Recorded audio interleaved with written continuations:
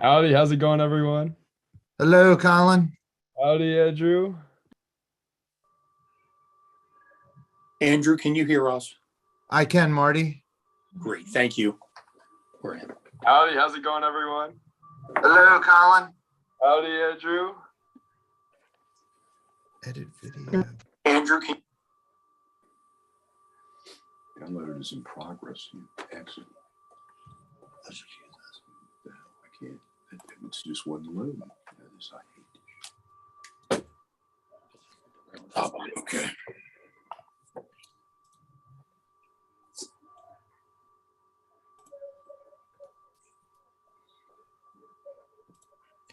And if you will, I'm going to go to mute. There's a message from Larry. I'm going to see if he's having problems connecting. I'll be right back. That's a lot of books, Marty.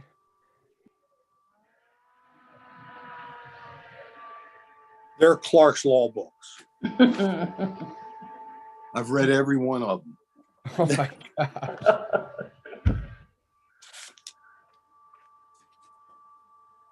Some of these books go back to 57. Wow, Not the books, but the cases in them. that's cool. You would have loved to see some of the stuff in 29 Washington, the house that I'm actually here at the variance for. The oldest, coolest stuff absolutely ever. Like there was a closet with like nothing but books from like 1800s, 1700s. Love it. I love old books. I bought these from a lawyer that estate, and most people wouldn't buy them because now you can get a couple discs, and they're all on the discs. Yep. But I like the hard books. And it looks cool. It's a pretty good Yeah, background. it's a nice background. We had my daughter hired a photographer to take our website pictures, and she immediately honed in on this background. Oh, yeah. Yeah, I was like, is that a Zoom background? Like, nah, it's actually yours. Trouble is, I have to sit here next to Marty.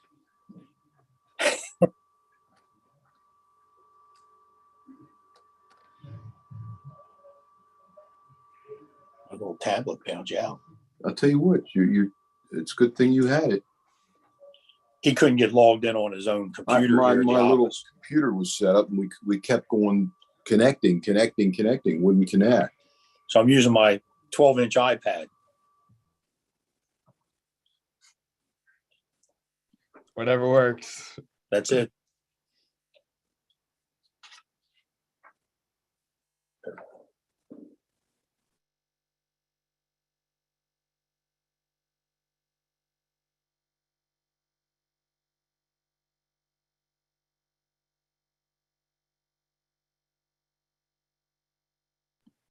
Hey, Larry's in.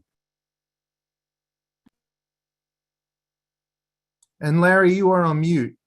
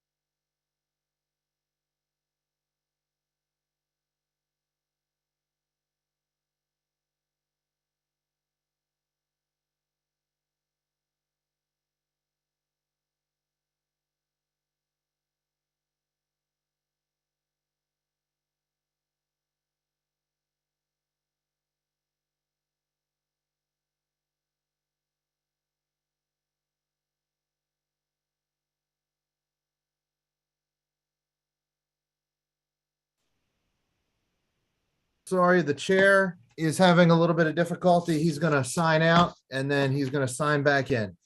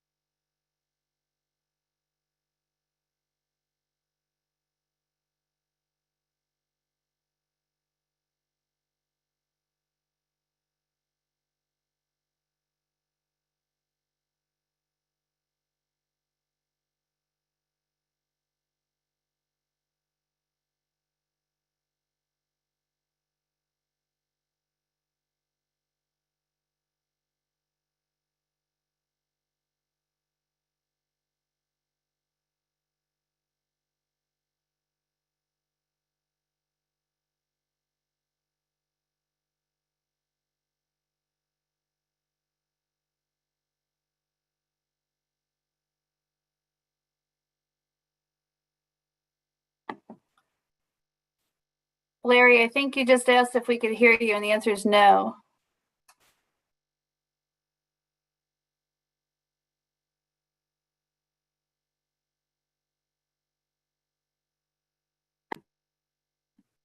But it looks like you're also not on mute on Zoom. So it's kind of weird. I don't know.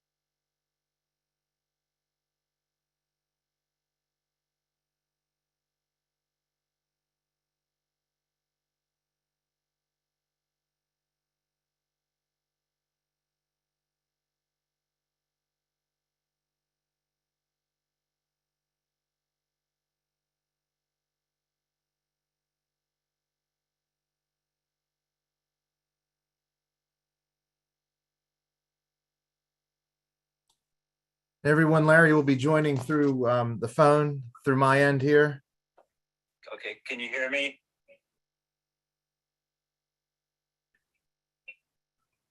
Yes. Can Thank you. And now we just need to get Ed connected. Technology. There we are.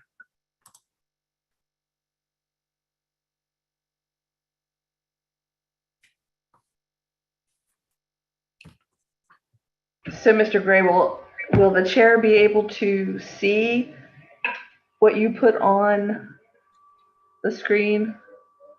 Yeah, yes, Ms. Ruff, Mr. Kramer, can you hear me? Chair Kramer, can you hear me?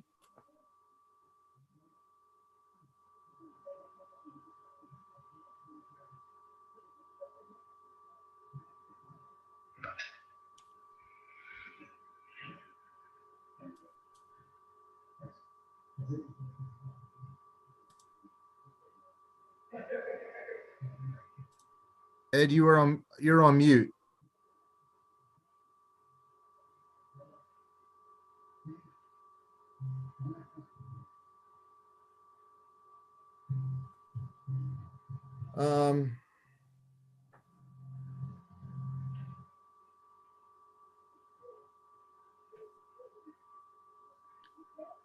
Ed, can you hear me?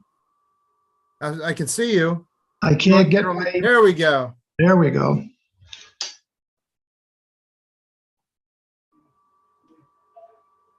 Uh-oh.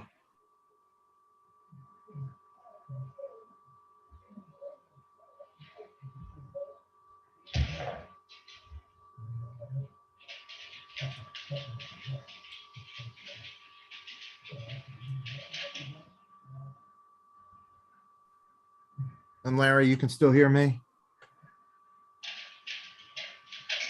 And Larry, I think the phone's on mute.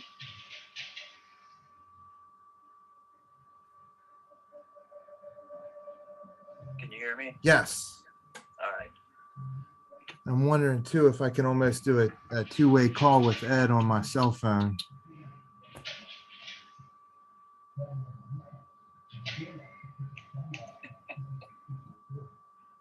Larry, you're on hold right now. Let me see if I can get Ed.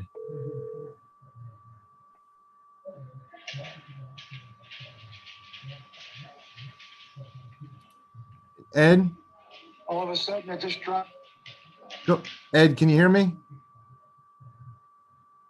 Ed, Larry, can you hear me? I can hear you. Ed, you can hear? Okay. I got you on a two-way here on my cell phone.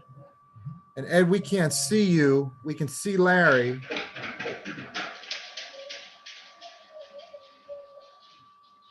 Boy, it's very slow today for some reason. It's trying to come back in. It's trying to connect.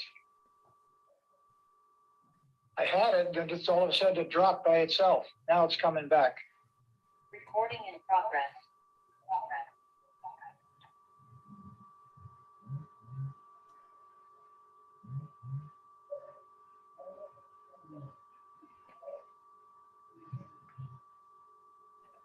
All right. Ed, can you All right, somehow I get take it feedback? back. Okay, Ed, if you want to drop the call for me so we don't get the feedback on the I phone. did. Okay, and Larry, you can still hear me? Yep. Okay. All right. Wow. We got everybody we need now? Yes, Mr. Chair. Okay, well, I guess I have to apologize to everybody myself. Anyway, oh my goodness, here we go. All right. The Board of Zoning Appeals, Appeals of the City of Westminster is now in session. First order of business on today's very busy agenda is case number 22-1. Mr. Chair, if I may, Mr. Chair, if I may, to approve the Tuesday, February 1st, 2022 meeting summary. Oh, yeah, I'm sorry. Okay, anxious to jump ahead here. As the board members read the summary of the last meeting, Yes. Yes, do I have a motion to approve? So I moved. motion to approve. Second? All in favor? Aye. So passed. Thank you. And Before we go Mr. further, Chair, we're going to do introductions. Yep. I'm Ed Kramer, Chair. With all the members introduce themselves to include our attorney and city staff. I'm Larry Barrett, Vice Chair of the Board.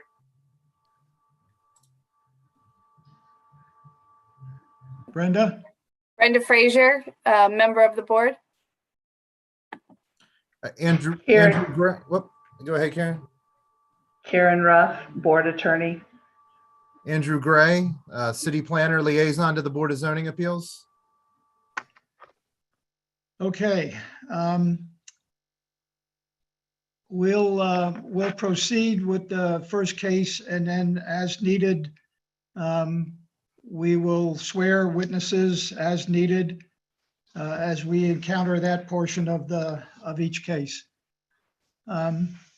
First case on tonight's agenda is a special exception case 22-1, an application by Northeastern Supply Incorporated, care of Stephanie Cook, the applicant, and West Branch Trade Center Land, the property owner, requesting special exception approval to operate a contractor's equipment and storage yards use pursuant to city zoning ordinance Article 10 I-R restricted industrial zone, section 164-54C as in Charlie, located at Magna Way, Westminster, Maryland. Unit B, as shown at plat 50/282 from the SStat database 071568112 and Magna Way 50-282, property SStat base number 07-156855 in Westminster, Maryland.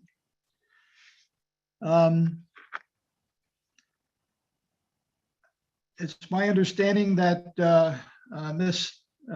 Miller is representing the applicant on this case. And if so, if Ms. Miller is online, I don't see her, but if you're there, I guess we'll turn it over to you to proceed. It's her father, Clark Schaefer, that's representing her. Mr. Chair, if I may, Okay, Mr. Schaefer, got it. Mr. Chair, if I may, And before we get to the presentation of on behalf of the applicant, I want to ask Mr. Gray, on behalf of the city, if he has any comments to make in addition to what's in the staff report or to summarize. yes, thank you, Mr. Chair. On December 2nd of last year, the applicant submitted a special exception application to the board for a building materials, sales, and storage yards, which are enclosed use. That was changed to a contractors and equipment storage yard. Staff reviewed the plan to accompany a Board of Zoning Appeals application and provided comment responses in order to make sure that the application and corresponding plan complied with pertinent zoning ordinance and landscape manual requirements in order for it to be presented in front of the board today. The location of the special exception is right off of Magna Way in the airport, over by the airport. The applicant is requesting to construct a 15,000 square foot, one-story building with an associated 30,000 square foot fenced outside storage compound as outlined in the plan seen on the screen. Regarding if the use will adversely affect the health and safety of residents or workers in the area, testimony provided at the hearing shall include information of, should include if the proposal meets that. Planning staff does not have any concerns about this use adversely affecting the health and safety of residents or workers in the area, since this property is not adjacent to any residential property and located within the West Branch business development. The applicant should discuss if any noise will emanate from the proposed development, and if so, the decibel level of noise that will be audible. Also, for the overburdening of existing public services, including water, sanitary sewer, public roads, storm drainage, and other improvements. The information provided by the applicant did not mention if the proposed use would overburden existing public services. Testimony shall include this information. And lastly, to round out the conditions of grant of special exception, the planning staff has not received a water and sewer allocation application for the proposed use, and the planning department will not approve such use until such water and sewer allocation has been submitted, reviewed, and approved. And also for parking, 7 spaces are required, 15 are provided, so there's no problem with parking. The applicant for signage has indicated on their plan that they will have 1 freestanding monument sign not to exceed 32 square feet and 20 feet in height, and they will have 1 wall-mounted sign not to exceed 32 square feet in height. Mr. Chair and fellow board and board members, this will comply with the city zoning ordinance. And last but not least, the recommendation, zoning administration recommends that the Board of Zoning Appeals carefully review the special exception request and provide a finding of fact to either approve with conditions, or disapprove the applicant's request, with a further condition that the applicant must submit and receive an approved water and sewer allocation application from the Department of Community Planning and Development. Mr. Chair, if you have any questions, I am here. Mr. Schaefer, the attorney for the applicant, is also here. Also, I just wanted to bring to the board's attention, yesterday, the city received correspondence regarding this. The applicant also received that correspondence as well this morning. And if you have any questions, let me know. Thank you, Mr. Chair. Mr. Chair, can I make a comment now? Yes, please. Okay, in relationship that I have with a party of the case, I'm going to recuse myself from the case 22-1. Okay. I saw your correspondence, and I think it was favorably responded to. But we have to make this a matter of public record, so you are excused. I have a Thank you. question, Mr. Chairman. Who's that, please? Correspondence. Board Member Brent. I'm sorry, yes. And this may be more of a question for council. The correspondence that was received today, although it is on letterhead, it is not signed. I'm just wondering, under the rules of procedure, do we accept evidence, or in this case, a letter which is unsigned?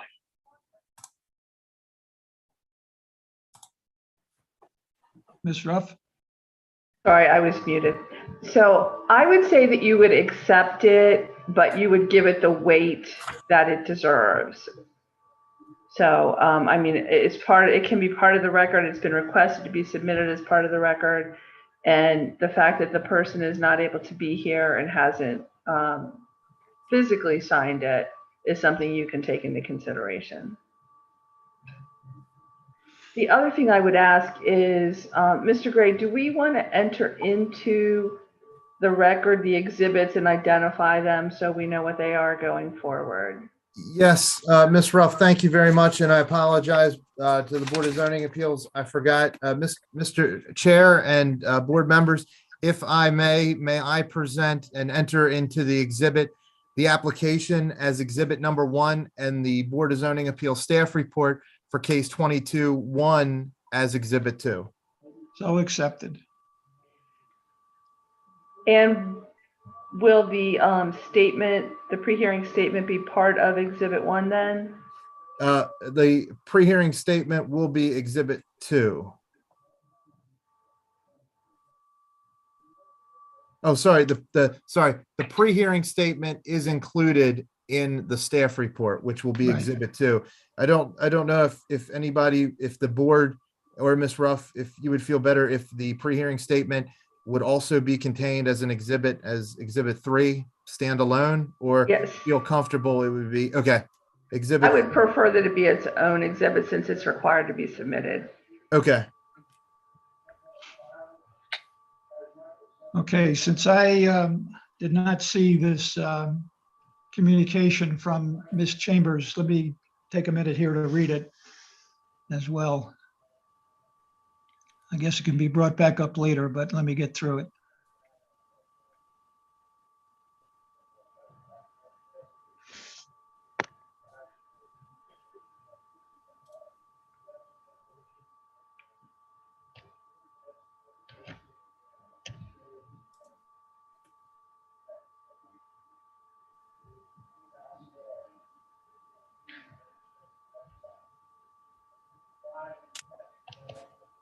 Okay. All right, I've got it. I think we should be ready now with Mr. Schaefer representing the applicant. And Mr. Schaefer, if you have, when you're ready, I would swear all of those who will witness at the same time, if that's okay with you. That's perfectly acceptable. My 2 witnesses tonight, Mr. Chairman, will be RJ Klein and Marty Hackett. And I would ask them both to raise their right hands now. Do you swear or affirm under the penalties of perjury that the testimony you are about to give is the truth? Yes, sir. I heard one. RJ, you got to unmute yourself or something. We can't hear you. What's he saying?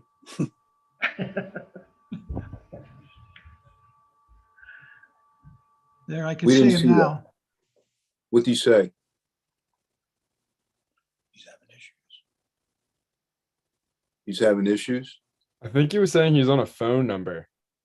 Maybe on a phone Oh, number. he's a in- phone number. Okay. Maybe he's that phone number in the Zoom call. So RJ, can you talk? Say something on the phone. I He's just- holding up a sign. I feel his pain. Okay. Larry, I'm not, your volume is very, very low. I can barely hear you. I can hear everybody else fine.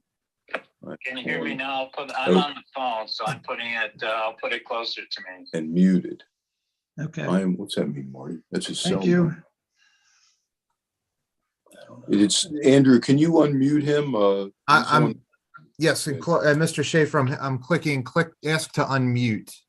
And I Oh, it's this one. It's the green thing on my screen. It's the lower right-hand side. No, that's not it, Marty. That's not it. That's no. not it. He's 605. the mute button's on the left if you're It on the is. computer. It is him. Yeah, it is him. It's the 605. It's the 443 443-605 number.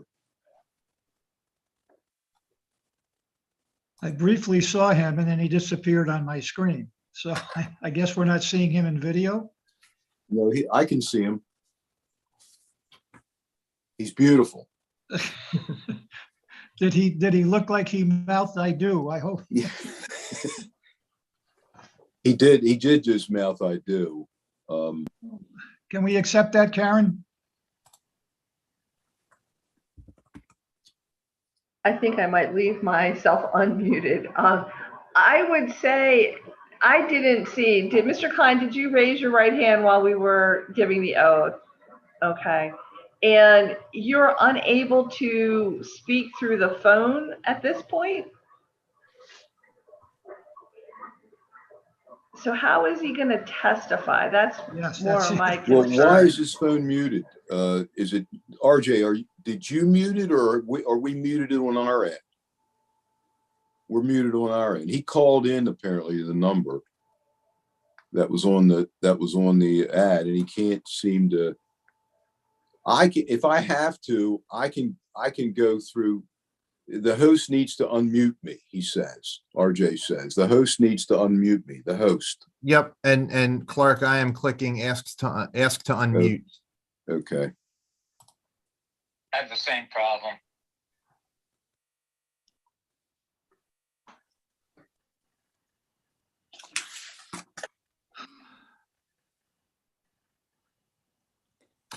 And Clark and Marty, I don't know if there's any chance if you call him and do the same thing I'm doing with Larry. You can try. If I have to, I can get Marty Hackett to testify about everything. RJ can listen. He's familiar enough with. I mean, we've prepared for the hearing. Well, that would be up to you. And if we do move forward in that fashion and are able to get Mr. Klein connected later, you can always then reissue the oath and have him sworn in at that time. You can try him. Okay, based on that, I guess we'll go ahead and move forward. 2488. RJ, we're calling you now on Marty's phone.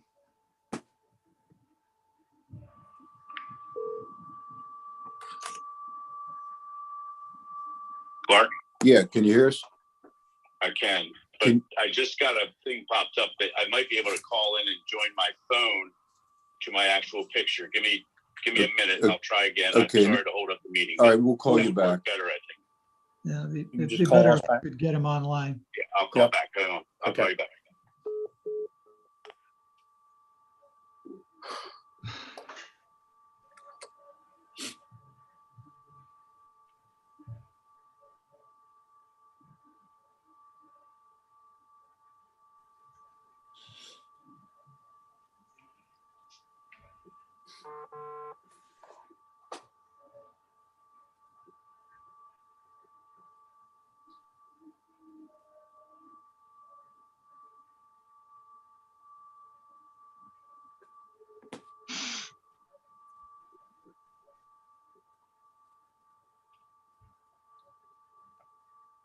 And all this is to avoid going to the dreaded Emerald Hill, huh? No, Clark, we'd be going to the new office building in the basement. I like Emerald Hill. Well, I did too, but Mm. the facilities in the basement of the new city office building are really great if they could ever get the communications all lined up. And I'd love to go there. There's RJ. There's our RJ is connecting to audio, it says.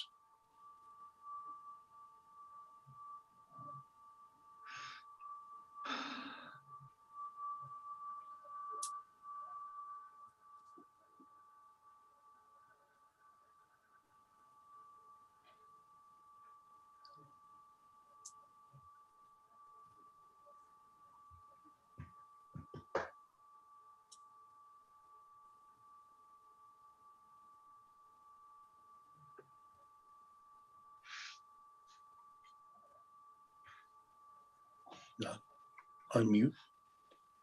There you go. Can you hear me now? We can hear you. oh, and there you Thank are. you. I apologize for that. All right, no problem. RJ, raise your right hand, will you Happens. please? Let me swear you in, RJ. Yeah. Do you swear or affirm under the penalties of perjury that testimony you are about to give is the truth? I do. Thank you. Okay. Okay, Mr. Schaefer, we're All right, back to you. Thank you, Mr. Chairman. I do have a brief opening statement, and that is this.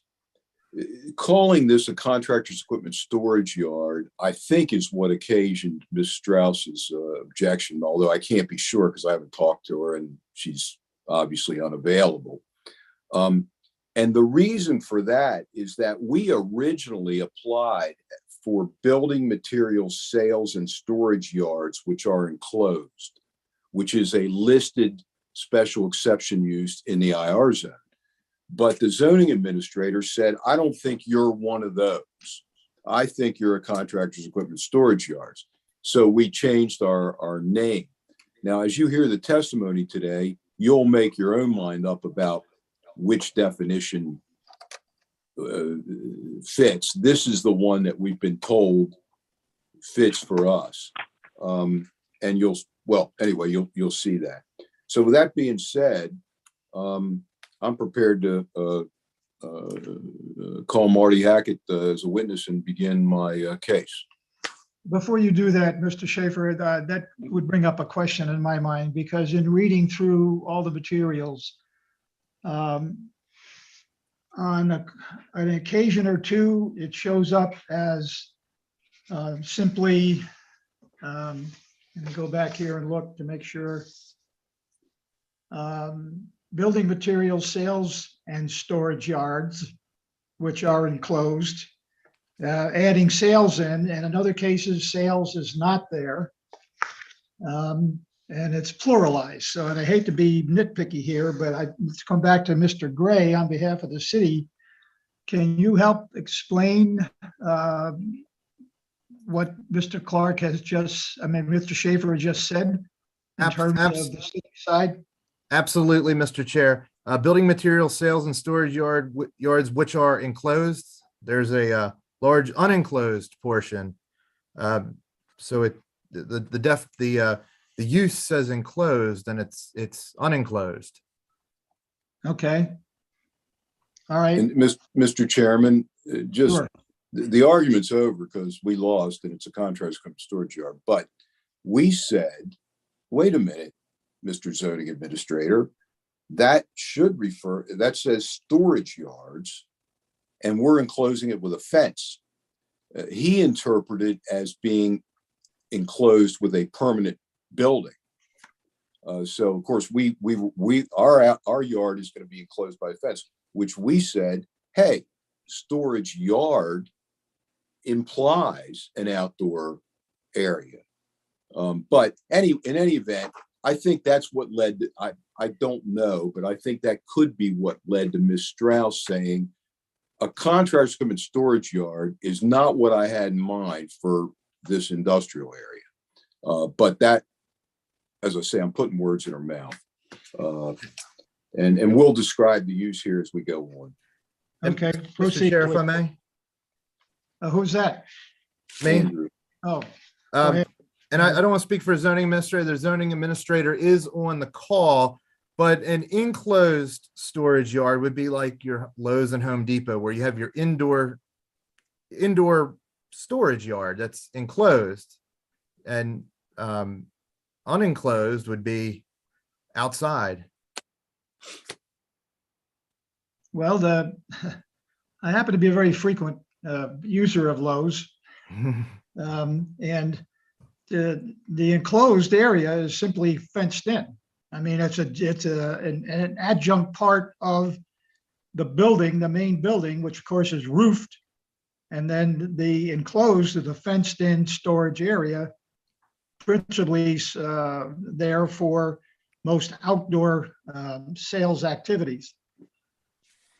Right, and Mr. Chair, if I may, Go ahead. and that would be the customarily incidental portion of that use. Most of the use is enclosed.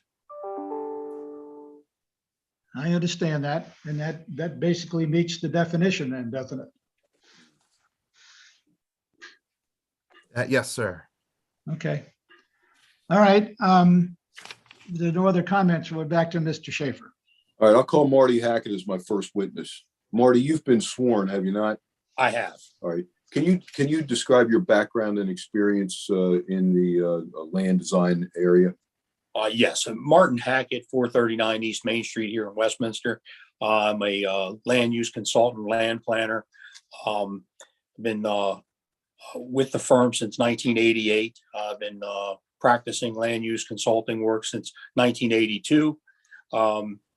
I've testified on behalf of many clients in the region, Baltimore County, Carroll, Frederick, Howard, on zoning aspects throughout. And Marty, have you been accepted as an expert in the area of land use, land planning and design before, for instance, the Westminster Board of Zoning Appeals? Yes, sir.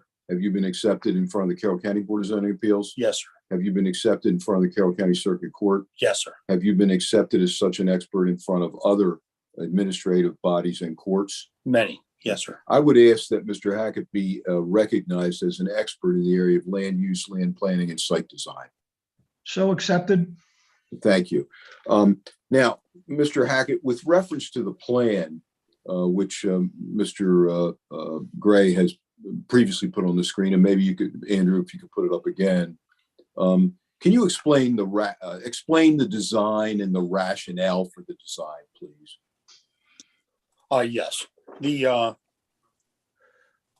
Northeastern Supply Company is obviously located in the other part of the airport business center. And you mean they're currently located located across the street, and they have an operation that's similar to the one we're applying for here today. Is that correct? That's correct. All right. They currently lease and they want to go ahead and build their own building, be owners, and actually we come across with a design that's set up for their particular needs and their specific use. So instead of having a building that was there with a parking lot that was set up for sort of generic uses, this one's set up to accommodate their specific needs. And we've come across, we have a site here that is relatively flat. It was mass graded years ago, set up for these individual small users. And it's set up currently as a condominium regime. They'll be purchasing their condominium area in fee, just like they would a lot, if you will. All right. Is the building's oriented to face on Magna Way, correct? That's correct. All right.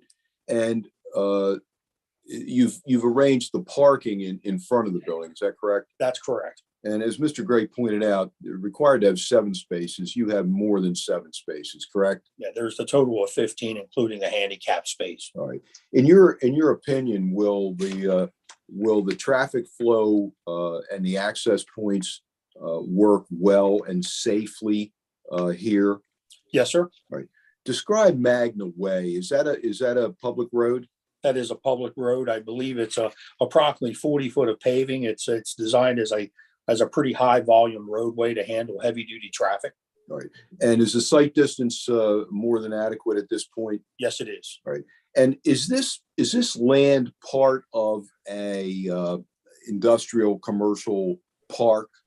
Yes, it is. The West Branch Trade Center. All right. Was that park laid out years ago? The road system, the storm drains, et cetera? Yes, it was. And has the infrastructure largely been built to support industrial commercial uses? Yes, it has. All right.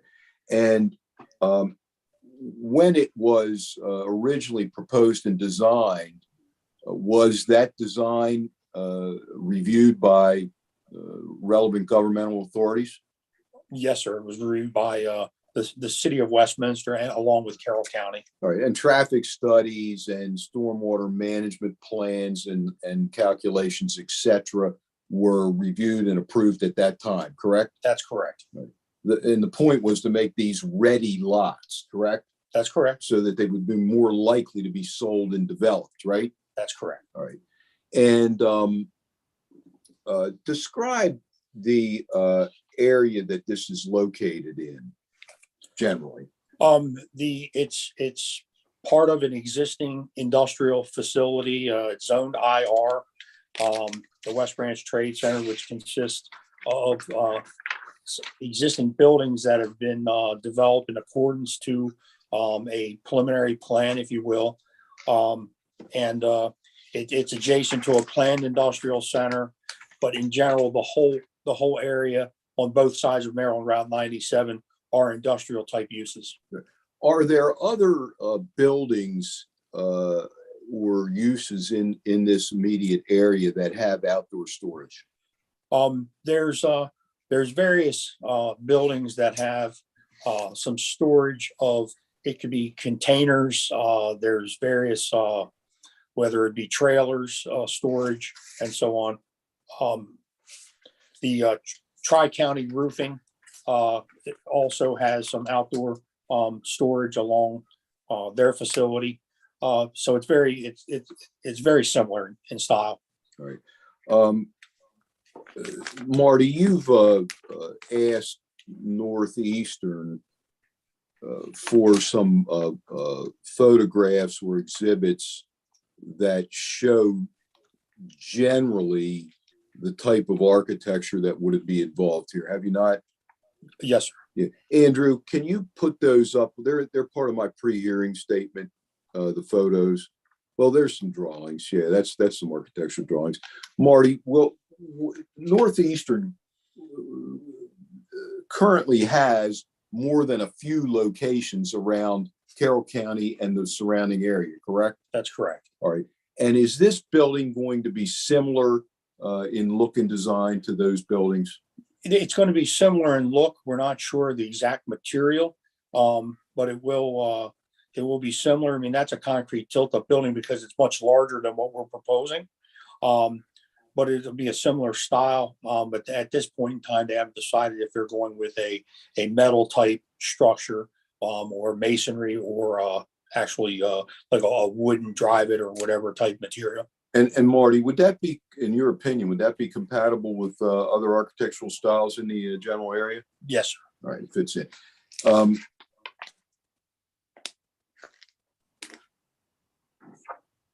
Would this, in your opinion, would this use, if approved at this location, have adverse effects inherently associated with the use, which would be above and beyond those inherently associated with such a use, regardless of its location in the zone? No, it would not. And why not? It's not a very intense user. It's relatively small compared to a lot of the other facilities that are in the general area. And again, you know, the traffic and amount of trucks or vehicular pedestrian type traffic is very minimal. If this is approved by this board tonight, is this the end of the process and you just go get a building permit and build it? No, sir. What happens after tonight if this is approved? This is very much the very initial step of the process, is getting the use approved to allow us to continue to move forward in the site development phase. during the site development phase, we will go through final engineering and set up for the property and a review process from city and county agencies that we'll be reviewing the architecture with the planning commission, with staff and so on to get through the process. Marty, are you familiar with the city of Westminster's development regulations as they currently exist? Yes, sir. I mean, you've done and are doing projects in the city of Westminster right now, right? We are, that's correct. Do you have any reason to believe that this use, if approved, would overburden existing public services like water, sanitary sewer, public roads, storm drainage? No, sir. And your basis for saying that? Well, it's not a large user. It's not a lot of water needed. They certainly have a history already of what they do use, and it's relatively small compared to a lot of type of manufacturing facilities and other facilities associated in this particular zone. Okay.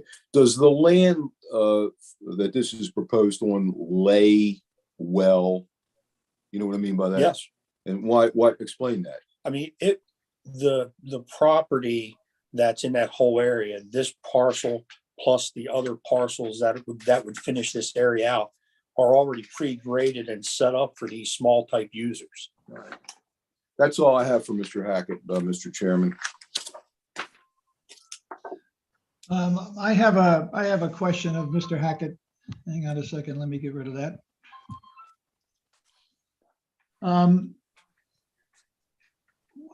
You show essentially what is the rear of the building with backup access by delivery vehicles. What's the access route to get there? I'm a little confused with the overall plot that the parcel plot, the picture that we see. Yeah, back to the plan. That's good. Yeah, Andrew, if you can. You want to zoom in, Andrew, there's a couple dock bays that are shown. Trucks will pull up the drive past the building. They have the ability to pull past the building, turn in, and then back into the dock area. Okay. And then from that point, as they leave, they will just exit out, back out to the left and go out the main entrance road. They do not have to go through the parking lot of the vehicles where the vehicles are parked, although they could, but they don't need to. The general layouts, the building elevations that were shown didn't kind of lead me to believe where the access was for that, but seemingly it begins to fit in as you look at the pictures.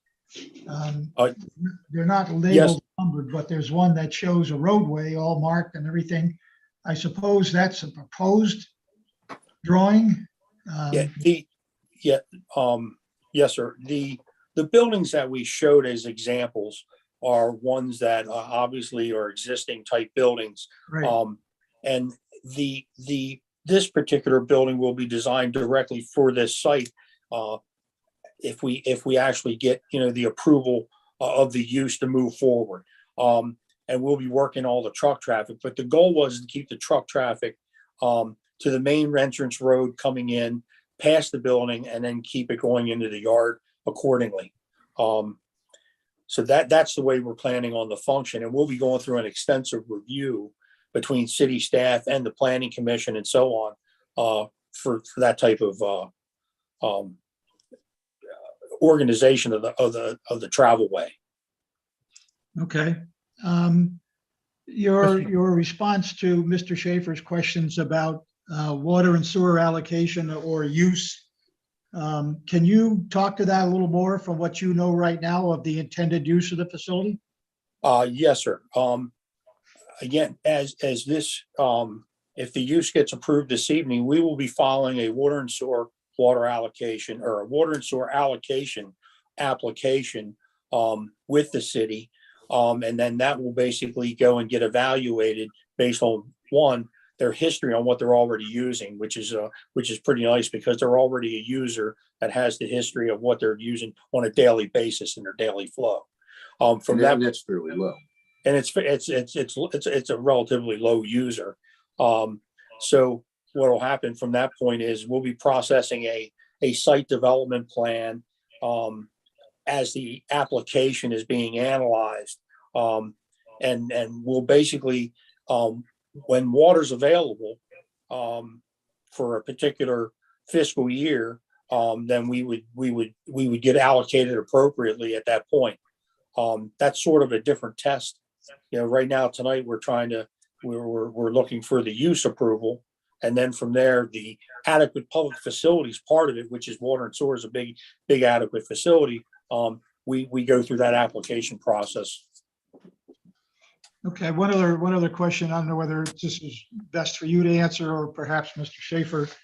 What number of people we're talking about occupying the building? Mr. Chairman, RJ Klein will testify to that right after Marty. Okay, thank you. I have no further questions. Mr. Barrett, do you have any questions? Yeah, I have a concern about the traffic, and I don't know whether Mr. Klein is the best person or you are, but if you go to either page 8 or 9 of your pre-hearing statement, where you've got the overhead photos of the neighborhood, can you go there? Yeah, that's fine. Okay, that's fine. Yeah. Okay. If you go above towards the top of the photo, it's a subdivision of homes there. If you use the scale there on the right of the drawing, or on the right of the paper there, your main entrance is about 1/10 of a mile from the edge of that residential area, which to me is roughly about 2 football fields without the end zone. So it's pretty close to the to a residential area, and it may have an impact on in terms of noise and traffic in times of day when you have your high volume of traffic. So I need some information to satisfy myself that your facility won't adversely impact that subdivision. The actual traffic for one, a majority of the traffic, especially the truck traffic in particular, which is not that much, and Mr. Klein can speak more details about how much truck traffic. Most of the as you egress or exit the facility, they'll be making a right on the Magna Way and going to 97 to distribute in the northerly or southerly direction, which at that point, they'll either be going toward Pennsylvania or hitting 140 accordingly. We don't, for a lot of truck traffic, there's not a real need to go left past the subdivision, only because of the rural roads involved there. Again, we can't, you can't control once a truck, obviously makes a turn and goes the direction they want, but predominantly the traffic will be coming from the 97 direction. I've heard that, from other people, and again, this is maybe definitely hearsay, but there is a concern from that subdivision that industrial traffic from other users of the industrial park, in fact, use that road as a turning left from your facility as a shortcut. I don't have a map or anything to verify that, but I'm just voicing a concern that there may be a problem with property values if there's too much noise or traffic from your facility. So I just need some more information here. Yeah. Mr. Behrens, RJ Klein will talk about noise and he'll talk generally about traffic. But the only thing I can tell you on traffic is, which I think is an important point, is if you look at the permitted uses in the IR zone, which one could do and use without coming even to the board, it includes things like truck or motor freight terminals or warehouses. So, yes, this area. No, I understand that, but this is a special exception application, and one of the reasons for having a hearing like this is to see if there is an impact on areas outside of the industrial areas. And so, you know, it's a valid question from my point of view. I just want the information, really. Okay. Well, we'll give you what we can with Mr. Klein.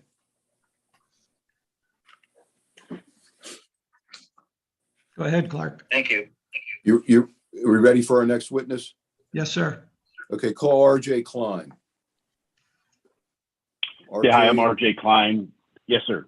All right. State your name and address, R.J. R.J. Klein, 754A Johan Drive here in Westminster. Been associated with the Westminster area since we moved up here. Northeastern moved up here May the 18th of 1992, nearly 30 years ago, here in a month. Been with Northeastern, associated with Northeastern since 1987. I've held every position practically that they have: warehouse counter, commission sales, branch manager, VP, regional manager. So I've got a lot of experience. I've got 39 years in this industry, 35 of which are associated with Northeastern Supply. Okay. And RJ, does Northeastern currently have an operation in the city of Westminster? We do. We're very fortunate to have moved up here back in 1992, as I said, right across the street on Airport Drive, adjacent to Modern Comfort and Canine Buddy, I think it is, next door to us now. Okay. And explain what Northeastern, in general, just explain what Northeastern proposes to use this property for. Obviously, to construct a 15,000 square foot building with a yard next to it, right? Yeah, that is correct. And that building and yard will be used to service customers as they come into our building and our facility to buy materials for plumbing jobs that they have, be it service, be it new home, be it HVAC installations as well. Who are describe your primary customer base? Our primary customer base are, what we like to call the meat and potatoes of the industry, the 1-2 truck plumbers, guys that are out there every day working their tails off just to get their jobs done. And we try to service them the best we can. Okay. Do you largely service the trade? Yes, we do largely service the trade, although we do not turn any retail away either, but yes. Okay. So you get, if you had to percentage it, 70-30, 80-20 trade versus retail? I'll use the 80-20, 80 trade, 20 retail. Okay. And then just, if I lived next door and had a porch overlooking the site, what would a typical day look like? A week, would you pick a weekday? Okay. So any weekday, we would have service plumbers coming in to the facility. We open it. Our hours of operation will be 6:30 to 4:30, as they are in our current facility. Our service plumbers come in. They come into our counter areas. They get materials. We load them up out in the yard if they need yard material, which consists of mainly PVC pipe and some corrugated pipe, if that's what they're installing. And then they leave. And that happens anywhere from 20 to 30 times a day with different customers. All right. And is it spread out over the day, or do you have a busy time or less busy time? So the busiest time is the morning, as everybody's getting ready to go out and start their jobs and get their day started, but it does come in and out throughout the course of the day. All right. What kind of vehicles do you encounter being used to access your site? So most of the vehicles that come into us are the vans, the Sprinter vans, pickup trucks, things like that.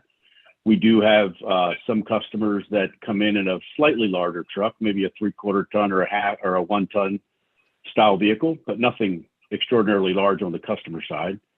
Okay. We do receive anywhere from 4 to 5 truckloads of freight a week, so one a day on average.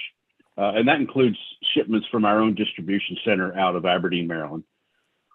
Okay. And what kind of vehicles will they come in? I'm sorry, that would be tractor trailer type vehicles. All right. And then the yard, what kind of activities will take place in the outdoor yard? Traditionally would be just manpower out in the yard. You know, customers come in, they order pipe, we go out to their trucks, we hand load their pipe onto their trucks or help them hand load the pipe onto the trucks. Where the exception comes in is if we need to rearrange the yard, we would have a forklift, which is relatively quiet in itself. It's a propane powered vehicle, 9,000 pound counterbalance forklift that, you know, would operate several times a week in the yard, but for not long periods of time, it would be 15, 20 minutes at a time, several times a week. That would be the extent of the noise. Now you're not doing any kind of fabricating in that yard, are you? And metal welding and anything like that? No, Clark, that is correct. We don't do any fabrication at all, be it in the yard or in the building. So there will be no noise generated from anything like that by us. Right. So the noise would be the forklift operating and maybe the pipes clanking together when they're loaded, right? Yeah, that could be. Yeah, as you put them on top of a van or a pipe rack or something like that, yes, they would make a little bit of noise, but it's nothing at all offensive. Right. And you know this because you have what? How many of these locations do you have? Well, under my control, I have 11 out of our 40 locations. Okay, gotcha. I'm the regional manager out of 11 locations. All right. Now the hours you mentioned are your standard hours, 6:30 to 4:30 weekdays, right? How about Saturdays? Yeah, we are open in the Westminster facility 8 to 12 on Saturday. Right. How about Sunday? No Sunday. Emergency use only. We do have an emergency call-in number that customers can call us 24 hours a day, 7 days a week, and we will open the store for them. Now, as business, assuming you get this approval and years go by, it's possible you would alter those hours, right? It's very possible, yes. I mean, you know, just speaking through history, we have had these hours, though. I was the first branch manager in Westminster when we opened back in 1992, and our hours have been 6:30 to 4:30 and 8 to 12 on Saturday. So okay. I doubt they'll alter very much. Okay. How many employees will you employ at this place? Currently, we have 4 employees at our Westminster facility. We have never been more than that. We have been less than that at times, 3, depending on the business level that we have. But right now, it's 4 employees at that building. And do they all work one shift or do they? Yeah, for the most part, we do, you know, some start a little later, some start at 6:30, but yeah, it's all basically one shift. Okay. Will there be company vehicles used or stored on the site? There will be 2 vehicles for the site. One is a pickup truck that the manager drives to and from work. So that vehicle would not be left overnight unless there was some special exception where they need to leave the truck. The other vehicle is a Ford F-450 with a small stake body on the back of it that would be parked around the back of the building overnight. Now, have you experienced any at your other locations any kind of heavy traffic generation or trip generation of traffic for these uses?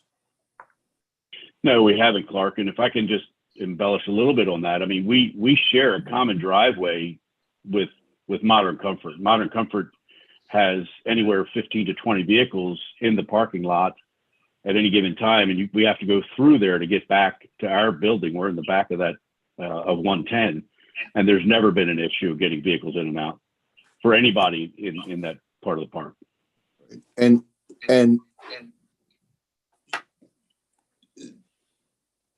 well, let's strike that. Are there any unusual noise, odors, dust, or fumes that will be generated by the use?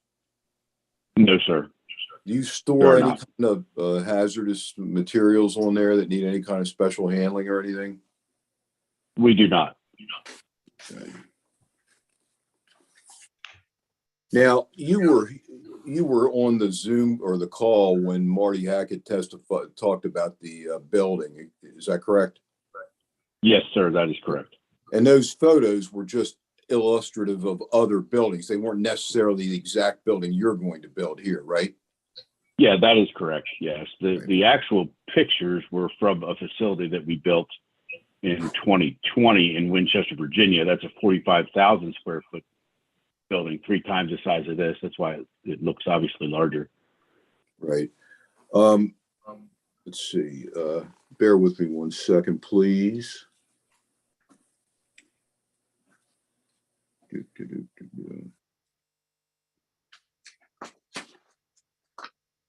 What will the interior, how will the interior of the building be arranged? Will there be a counter and a little mini storage area, or how does that work?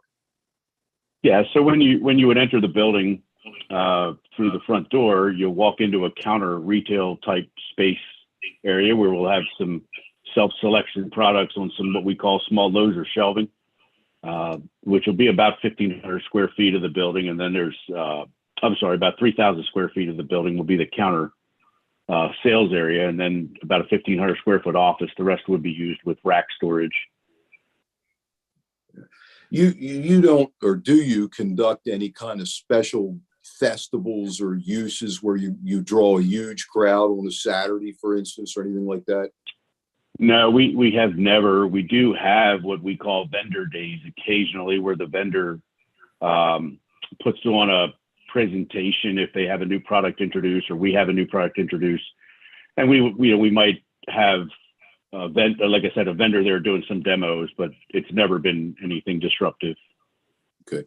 Now you just Northeastern just went through a similar process for a similar operation in the Eldersburg area of Carroll County. Did you not? We did, yes, sir. And that had to go through the Carroll County Board of Zoning Appeals, right? Yes, sir, it did. And that's down on London Town Boulevard in the Eldersburg area of Carroll County, correct? Yes, sir, that is correct. And was that approved? And are you now going through the site plan process? Yes, sir, we are. It was approved. And yes, we are going through the site plan process now. And was that a similar situation where you had an existing Eldersburg location, but you wanted to enlarge it and own it, so you moved to a different location? Yeah, exactly the same situation. Yeah, okay. Thank you. That's all I have for Mr. Klein. Mr. Klein, I don't know if you're the best person to respond to this, but or maybe it goes back to Mr. Hackett. I'm looking back at the original drawing that came from the surveyors, if you will. So it's the whole facility, the whole yard, let's put it that way, the whole property. From the building extension on the right that faces Magna Way, going all the way around the back of what would become the storage yard, that whole area is fenced and landscaped.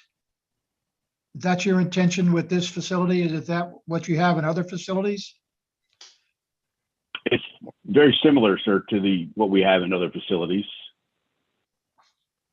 The entire building is not going to be encased with a fence. And if I misunderstood your question, I apologize.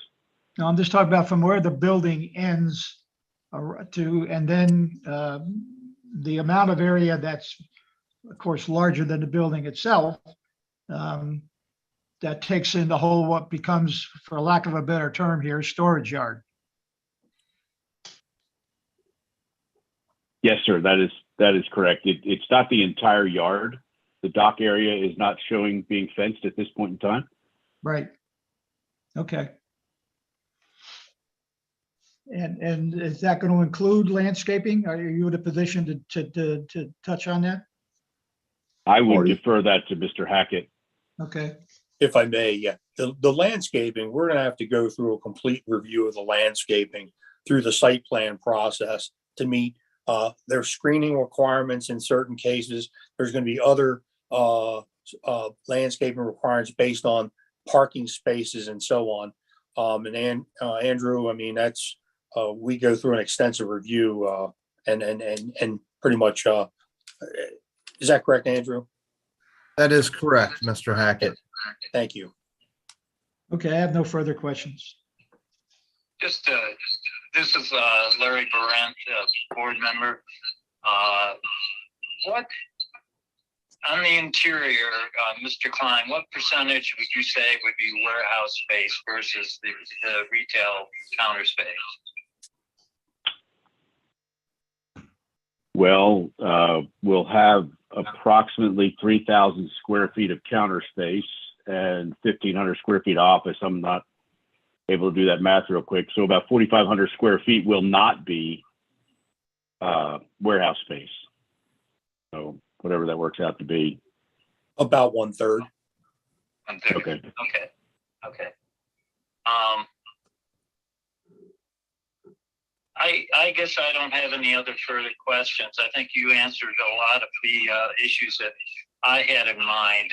I think maybe by the nature of the application and how I read it, it certainly looked a lot more, shall we say, more of an active site than you're presenting here. So some of my concerns about the residential subdivision, I think some of those issues have been answered. So I don't have anything else.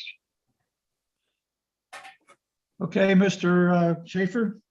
I have a brief close, or perhaps we should ask if anyone's on the call that wishes to speak. It's up to you. Mr. Kramer, I would like to add one thing. Okay, go ahead, Mr. Gray. Just to, so the board is clear and the applicant is clear. And sorry, Larry, you're getting a little bit of feedback on the phone here. I'll put it over here. All right, thank you. And as Mr. Hackett and Mr. Schaefer are well aware, that when this plan does go to Planning and Zoning Commission and through the City Development Review process, such plan will be reviewed based on the City of Westminster 2016 Development Design Preference Manual for things including architectural preferences. Thank you, Mr. Chair. Okay. I'm just looking through here one more time to see if I have anything. I don't. Okay, Mr. Schaefer, back to you. Thank you. I'll be brief. I submit to you that this use clearly and the presentation clearly meets the requirements of Schultz v. Pritz, the case that governs the award of special exceptions. And that case says that when the applicant makes a prima facie case, the burden shifts to any opponent, which we don't appear to have an opponent tonight. Maybe Ms. Strauss is an opponent, but to show that the use proposed at the location of proposed would have adverse effects above and beyond those adverse effects inherently associated with such a use, regardless of its location in the zone. This one is a pretty, in my experience, this clearly meets the requirements. Yes, there are adverse effects to every use. There will be some clanking of pipes, but nothing in the record shows that there's any unusualness, any residence that's close enough to hear it or even see it, etc. I'd also note that this is a case where there's not only testimony, which is under oath, but words are cheap. This is a case where we have a history of Northeastern plumbing supply operations in the same area. So, it is very credible, RJ's testimony, that he's not gilding the lily or trying to make this look less than it really will be. This is a verifiable use. We really have, a staff report that lays out the issues here, and we believe we've met our burden. I will add that this is an industrial park. This is designed to have these kind of mix of uses. It's a benefit to the city to bring some employment, tax base, And these things provide a service to the trade, to the plumbing trade. They've been, and this is Northeastern is frankly a big success story with 40 locations starting years ago. So I respectfully request that you favorably consider the application, and we'll move on hopefully to the next phase, the site plan review. Thank you. Okay. Mr. Chair, if I may. Mr. Gray, go ahead. I don't, as a staff member, have anything to add. However, I opened up my email in the background, and I do have a public comment from an Elena Noel. This not only was emailed to me, but it was also, another email was emailed to me addressed to you, Mr. Chair. In the correspondence, and I can send this to the board and Mr. Schaefer. She writes, "Dear Mr. Gray, I recently learned of a planned city storage yard that is requested to be built off Magna Way in Westminster, Maryland. I am a resident of this community and would not approve of such a project being built so close to my home. I reside across the street in the Essex community and believe a yard like this would not only cause a blight in the neighborhood, but also contribute to significant air pollution with idling vehicles, along with deteriorating roads in the area from the heavy equipment being driven constantly over the road. Please give some consideration from the neighbors in our community going forward with this, before going forward with this project. If you are not the right contact, please forward this email to that person. If you have any questions, please let me know. Mr. Chair, I can email this to everyone, and also I will bring that correspondence up on the screen for you to review. Let me just get rid of my other email so none of the everything except this comes up. Hold on one second.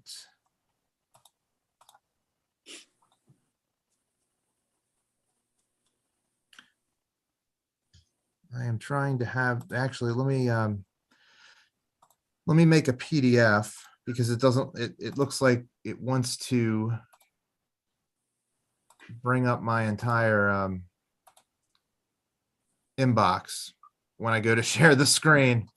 Please don't. I know, I had to be cognizant of other people's messages into the city. Hold on one second. I apologize.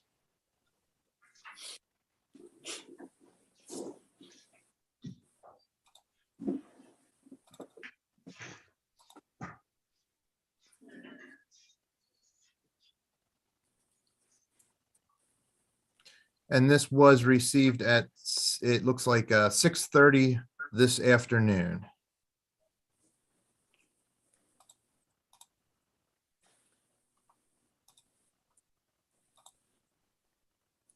Here we go.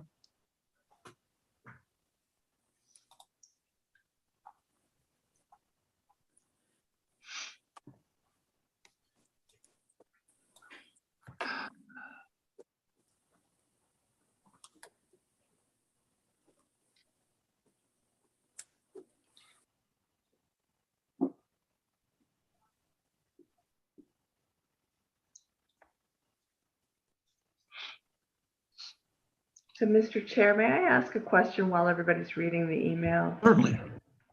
All right, Mr. Gray, we had identified exhibits 1, 2, and 3. Are exhibits 4 and 5 going to be the two email communications regarding this matter? They can be, Ms. Ruff, if the board so wishes. Yeah, I think they should be. I agree. So Exhibit Ms. number, Noel's would be 5, and the other, was it Ms. Chambers? Yes. Yes. Would be exhibit 4.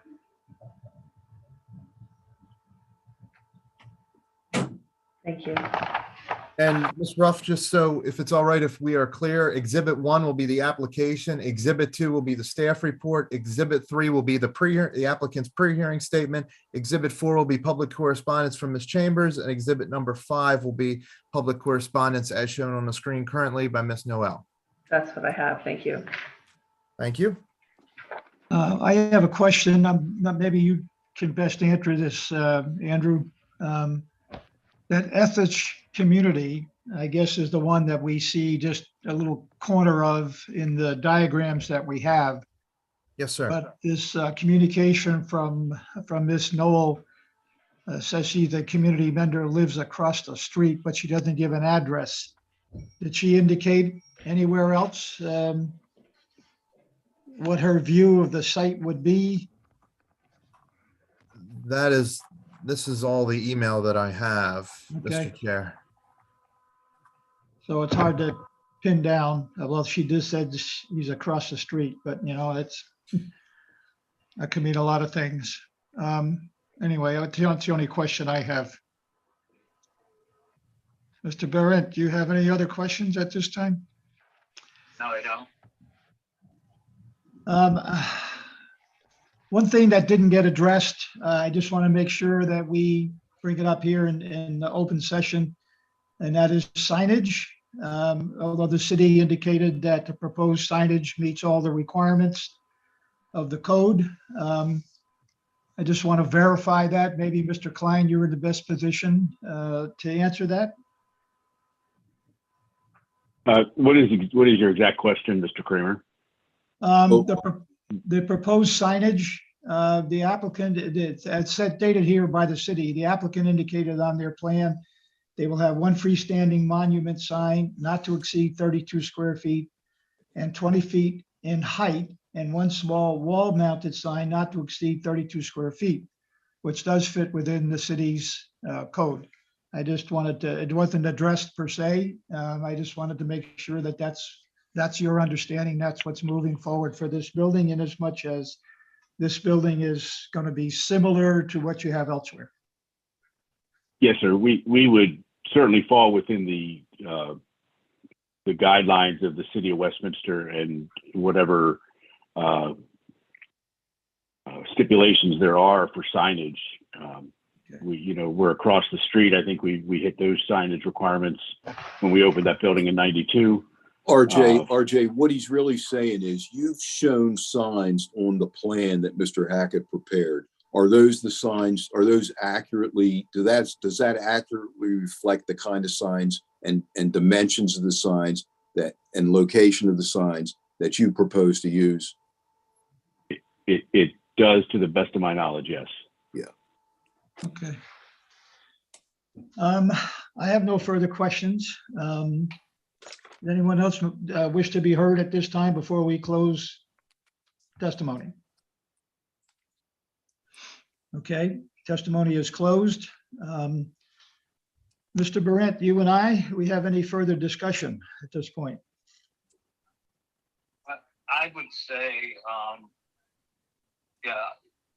from what I've read from the application of the materials that we received, I had a concern that this was really much more heavy-duty equipment and construction equipment as opposed to a kind of a retail point for plumbers and other small business people.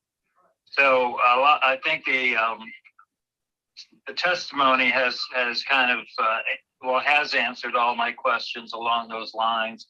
I do feel that the facility would have minimal impact on the residential community. It would be a similar impact, I think, to any other minimal use within the industrial park. So concerns I have, I think, have been answered within that testimony. Okay. I have nothing else. Likewise, I feel the applicant has touched on all the key points that need to be covered. I guess I would emphasize again that in moving forward through the rest of the site plan process and beyond, and to include the city's request that at the appropriate time, a application for water and sewer allocation be made.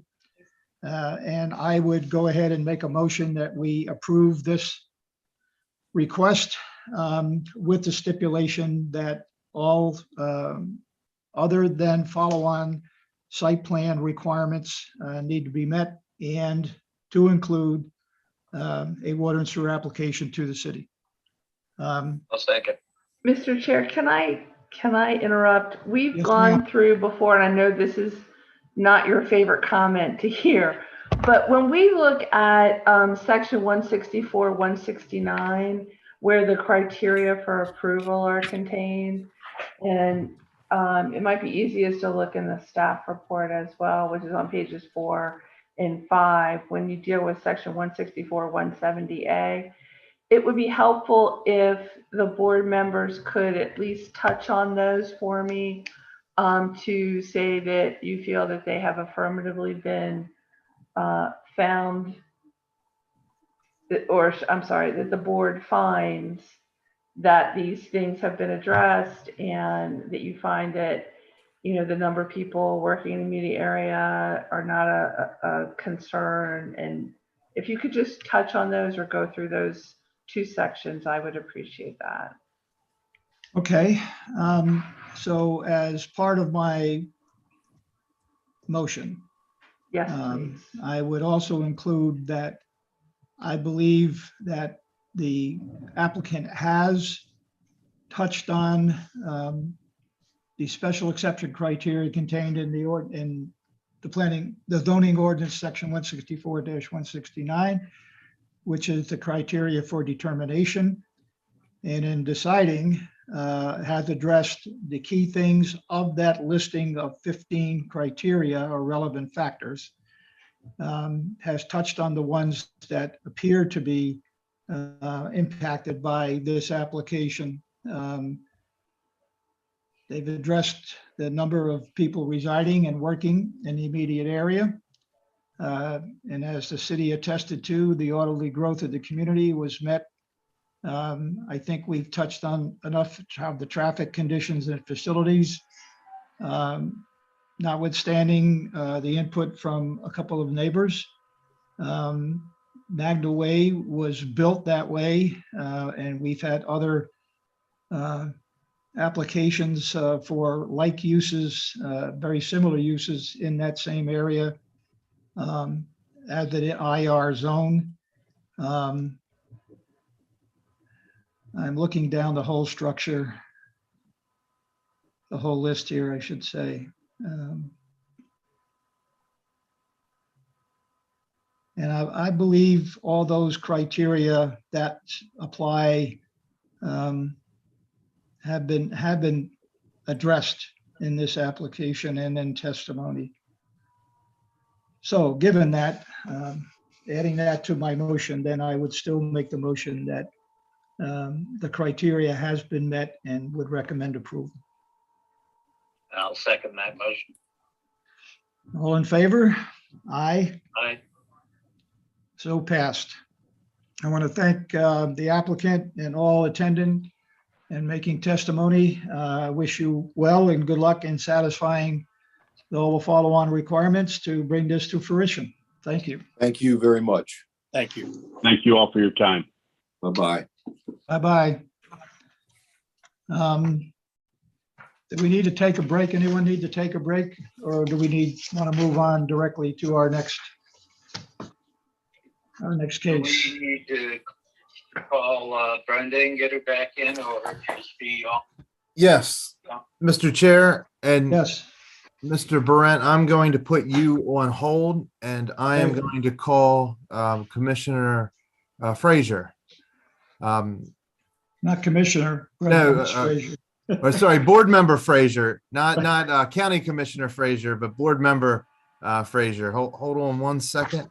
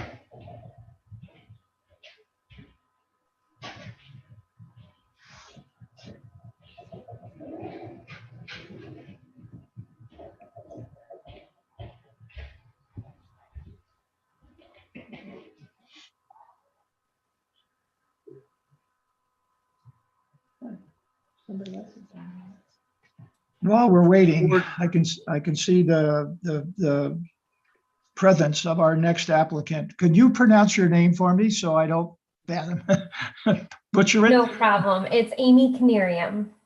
Say it again. Canarium? Kiernan. Canarium. It's okay. It's German. I know it's hard to pronounce. Maybe I'll call you Miss Amy. Totally fine.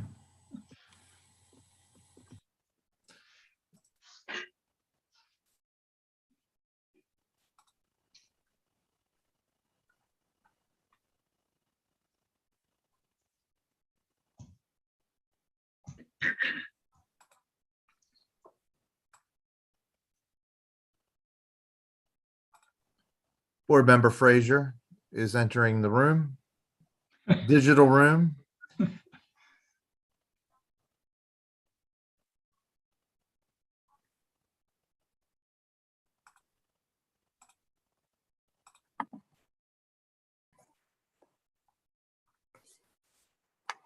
Whenever you are ready, Mr. Chair.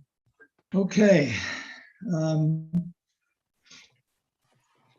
Board of Zoning Appeals for the Board of Zoning Appeals for the City of Westminster remains in session with the addition of Ms. Brenda Frazier, board member. We are now on to special exception case 22-3, an application by Andrew Christopher and Amy Elizabeth Neerman, the applicant and property owner, requesting special exception approval to operate a home occupations massage therapy use pursuant to city zoning ordinance Article 5, R 20,000 residential zone, section 164-25B, located at 329 Meadow Creek Drive in Westminster, Maryland. Ms. Kierman, let me introduce everybody, although I know you've been on for a while. I'm Ed Kramer, board chair, and other board members will introduce themselves to include our city attorney and city Larry representative. Brett, Vice Chair. Brenda Frazier, board member. Ms. Rupp, Karen Ruff, board attorney. Andrew Gray, city planning staff and liaison to the Board of Zoning Appeals. thank you.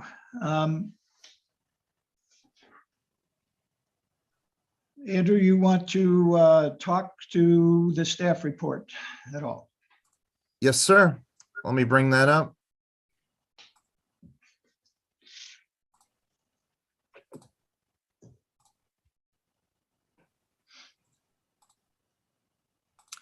All right. Thank you, Mr. Chair. On February 11th, 2022, the applicant submitted a special exception application to the board for home occupations use. The applicant is requesting to use part of their home for a massage therapy business. This use is located off of Meadow Creek Drive in the Bolton Hill community. Regarding the home occupations use for adversely affecting the health and safety of residents or workers in the area, city staff does not see any adverse effect of the health and safety of residents or workers in the area resulting from this specific home occupation massage therapy use. Also regarding public services, the planning department has not received a water and sewer allocation application for the proposed use, and the planning staff will not approve such use until a water and sewer allocation application has been submitted, reviewed, and approved. Also, the applicant should discuss specific hours of operation to confirm that the home occupation use will be consistent with normal business hours so as not to increase traffic during evening hours in a residential neighborhood. On the screen is the home occupation, the definitions in the code, what a home occupation must meet to be considered. The applicant mentioned with Number one, with no commodity sold, that there will be no goods sold, only the service of a massage. The applicant is the only person running the business, and who would also be, and she can provide testimony. The only person who would be employed at the business, and then also regarding mechanical equipment, that the only equipment needed is for the portable massage table, lotion, and her hands, and nothing mechanical or electric. Regarding parking, sorry, this is dragging a little bit. All right. Pursuant to the city zoning ordinance, home occupations require one parking space in addition to spaces devoted for use by the residents. Per 164-111C, 2 parking spaces are required for single-family detached dwelling uses. Pursuant also to the same section of code, a home occupation would require 1 more space in addition to those required for the residential dwelling unit. The applicant indicated in their pre-hearing statement that they have a 2-car garage for their 2 personal vehicles and a driveway that is 19 foot wide by 24 feet long, which is in compliance with the parking standards. Just to note, pursuant to the city zoning ordinance, a parking space has to be 9 by 18 feet. The applicant in their pre-hearing statement mentioned that the driveway is 19 foot across and 24 foot deep, which would, the addition of 2 spaces in it would be compliant with the city zoning ordinance. You would have the 2 spaces in the garage and the 2 spaces on the road, or sorry, on the driveway. There would be no signage proposed with this use. And lastly, the city administration, zoning administration recommends that the Board of Zoning Appeals carefully review the special exception request and provide a finding of fact to either approve with conditions, or disapprove the applicant's request with a further condition that the applicant must submit and receive an approved water and sewer allocation application from the planning department. Mr. Chair, if I may, I would like to submit the application as Exhibit 1 and the staff, or the pre-hearing statement as Exhibit 2 and the staff report as Exhibit 3. So accepted. And Mr. Chair, the applicant is here to discuss her proposal, and also I would like to, and sorry, I'm trying to move things around on my screen so I can click buttons that are being hidden. Just before we began, I received correspondence from the applicant that I can email and also bring up on the screen. It is Facebook screenshots from the community on Facebook. I can read those if you would like. The screenshots take up a 20-page PDF document. If you would like, I can read them all into the record. But what I will do right now is I will email all of those to you, and I can also put those up on the screen for your review. Well, maybe at the time that's appropriate during the applicant's testimony, we could bring it up. But go ahead and send them. Are they a whole different set than what's in the applicant's application? Yes, Mr. Chair. These were sent to me at 5:22 this afternoon. And they're screenshots from Facebook. It looks like iPhone screenshots of a Facebook page from, and actually, let me, Mr. Chair, it's totally up to you. I can put them on the screen now or wait till later into testimony. I think I would prefer to wait. What do other board members prefer? Is that okay with other board members? I think we should wait. Sounds like a lot of material. Let's wait, see if we need it. Okay, we'll wait, and we can bring them up as needed, especially if the applicant wants to put that and make that as part of her testimony. At this time, let me go ahead and swear in the applicant. Miss Amy, would you raise your hand, please? You swear or affirm under the penalties of perjury that the testimony you are about to give is the truth? I do. Thank you. We now turn it over to you to give us your testimony in support of your application. Good evening, ladies and gentlemen. I'm going to be hopefully as brief as possible. I just wanted to start off by saying that I am a massage therapist. We recently moved here in August. I'm very excited to have the opportunity to open my business in my home. We picked this home because it didn't have a finished basement, so we were able to finish it. So I have a home office to work out of, and with any luck, that will come to fruition soon.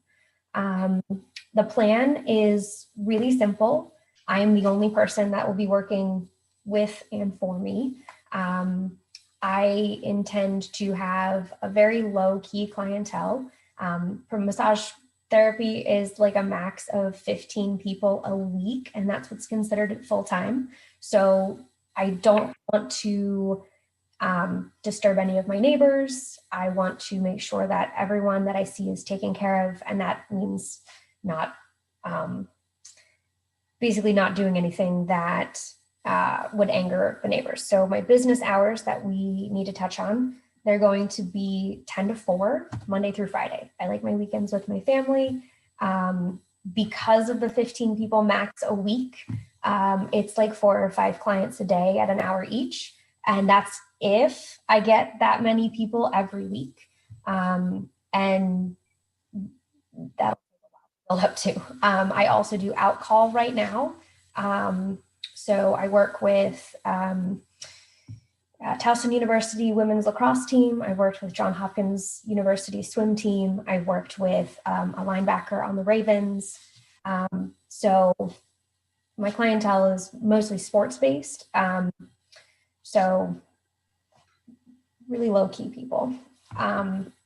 Like I said, it's just, or like the pre-hearing thing said, it's just me, only the service of massage. I just need portable massage table, lotion, and my hands. Nothing extravagant there. For the criteria for the determination of whether this exception should be granted or not, there are 4 people that live in our house. We live in a single family home community. As far as I know, the community is fully developed. There's no building currently going on. All the houses and all of the lots are fully built and done. All of the homes here have a 2-car garage and a 2-car driveway. Clients will be scheduled one at a time, so that I'm hoping to use one of my driveway spaces for the clients. I will have a note in my intake form to specifically tell them don't park on the road. There's going to be a small break between clients so that I can change over linens and sanitize the space. So client overlap is essentially non-existent, or very rare, if at all. The massage therapy is a quiet business. There will be no effect on anybody outside of my office. It talks about the conservation of property values. We finished the basement for this business to have its own space. It's roughly 1,000 square feet, therefore it raises property values. There will be no effects of odor, dust, gas, smoke, fumes, vibrations, glare, noise, etc. I don't even do aromatherapy in my massage, so there won't even be that. Talks about the most appropriate use of land and structure. There are at least three other home businesses that are easily Googleable, that are in the Bolton Hill Meadow Creek community. One of them is a daycare. So I wouldn't be the first and potentially not the last here. For facilities for sewer, water, schools, transportation, and other services, I absolutely intend to apply to get the city application done. I didn't know about it until very recently, but I don't assume it will be a problem since that 15 clients a week at max would be 15 toilet flushes extra and 1 extra load of laundry for linens a week at max. So the effect on water and sewer should be absolutely minimal. I don't see that being a problem. The limitations for the firefighting equipment and the means of access for fire, police, and health services.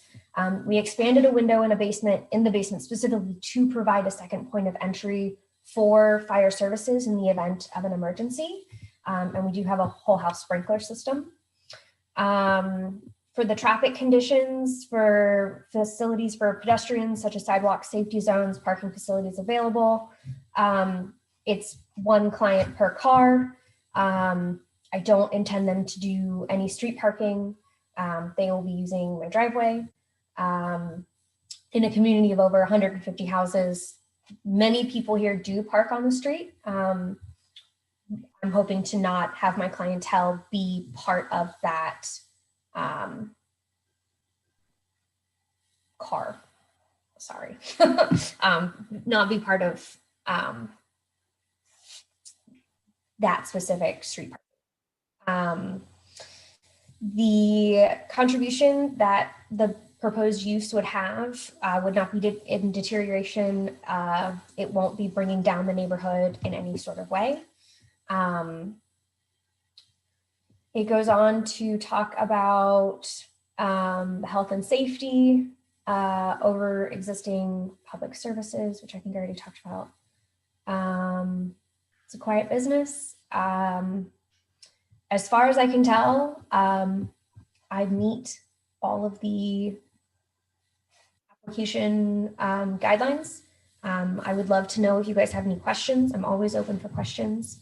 The screenshots that I have are basically just the community support. When the sign got put up in my yard, I made a Facebook post, and a bunch of the neighbors commented overwhelmingly positive about the business. I had 14 in favor that commented, 19 liked, 3 hearted the post. I had 1 that was in favor after we clarified this on and off street parking. And I had 2 private messages about outcalls for neighbors to receive services of my massage. So that was just what the Facebook was. So yeah, any questions? What kind of signage did you put in your yard? Oh, it was just the sign for the hearing today. I have no intention of advertising with a sign in my yard at all. It will just be all word of mouth and Googleable. Okay, nothing in the windows or anything else? Nope. I would presume then many of your immediate neighbors are aware of your intentions? Yes, sir. When we first moved in, our neighbor Jim had a housewarming party for us, and I got to meet quite a few of the neighbors. And at the time I was still in school. And so we talked at length with most of the neighbors there about how this was the plan, and everyone was in support then, and everyone seems to be still in support now. Okay. And Mr. Gray, just to make sure it would have been said, but there's been no other requests that come to the city or concerns? There has been a couple concerns. One of those was sent to the board this morning. That there was a since it came in and I was able to post it. Actually, I believe Mr. Depot sent it to everyone on Friday afternoon. I posted it this morning since I was out on vacation on Monday. It's on the city website, and I forwarded that correspondence and public correspondence from the last hearing to the board this morning, I think around 8:30 this morning. I don't think I have seen that myself. Can you put it up there now? Yes, Mr. Chair. Hold on one second.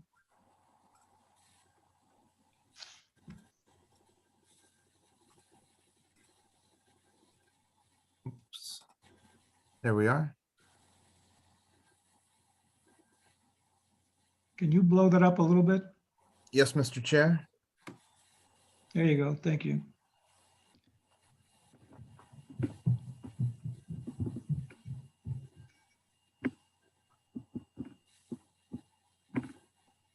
while the chairman's reading this, maybe I'll go back to our legal counsel again. I asked a question about correspondence being part of the record at a hearing. And I'll ask the same question again. This particular letter has no name, no address, no signature. There's no identification of any individual or groups of individual that sent this. So for the record, Madam Legal Counsel, could you let me know what we should do in terms of entering this piece of evidence in this hearing?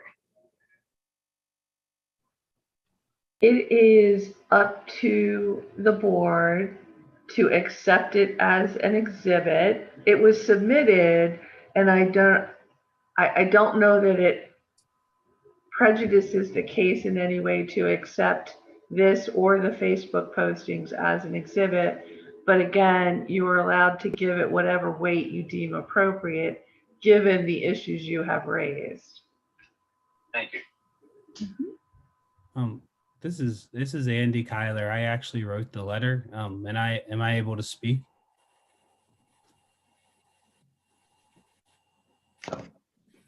We've got a rule on the first part of this here first, I believe. Larry raises a very good point. Mr. Burrett raises a good point. And to the extent that we have procedures for and plenty of time and notice given for comments, concerns to be made. I kind of have mixed emotions about in the middle of a proceeding to accept something like this that is, kind of anonymous, even though now we know that a person has showed up. I'm not sure where to go from here. Brenda, do you have any thoughts?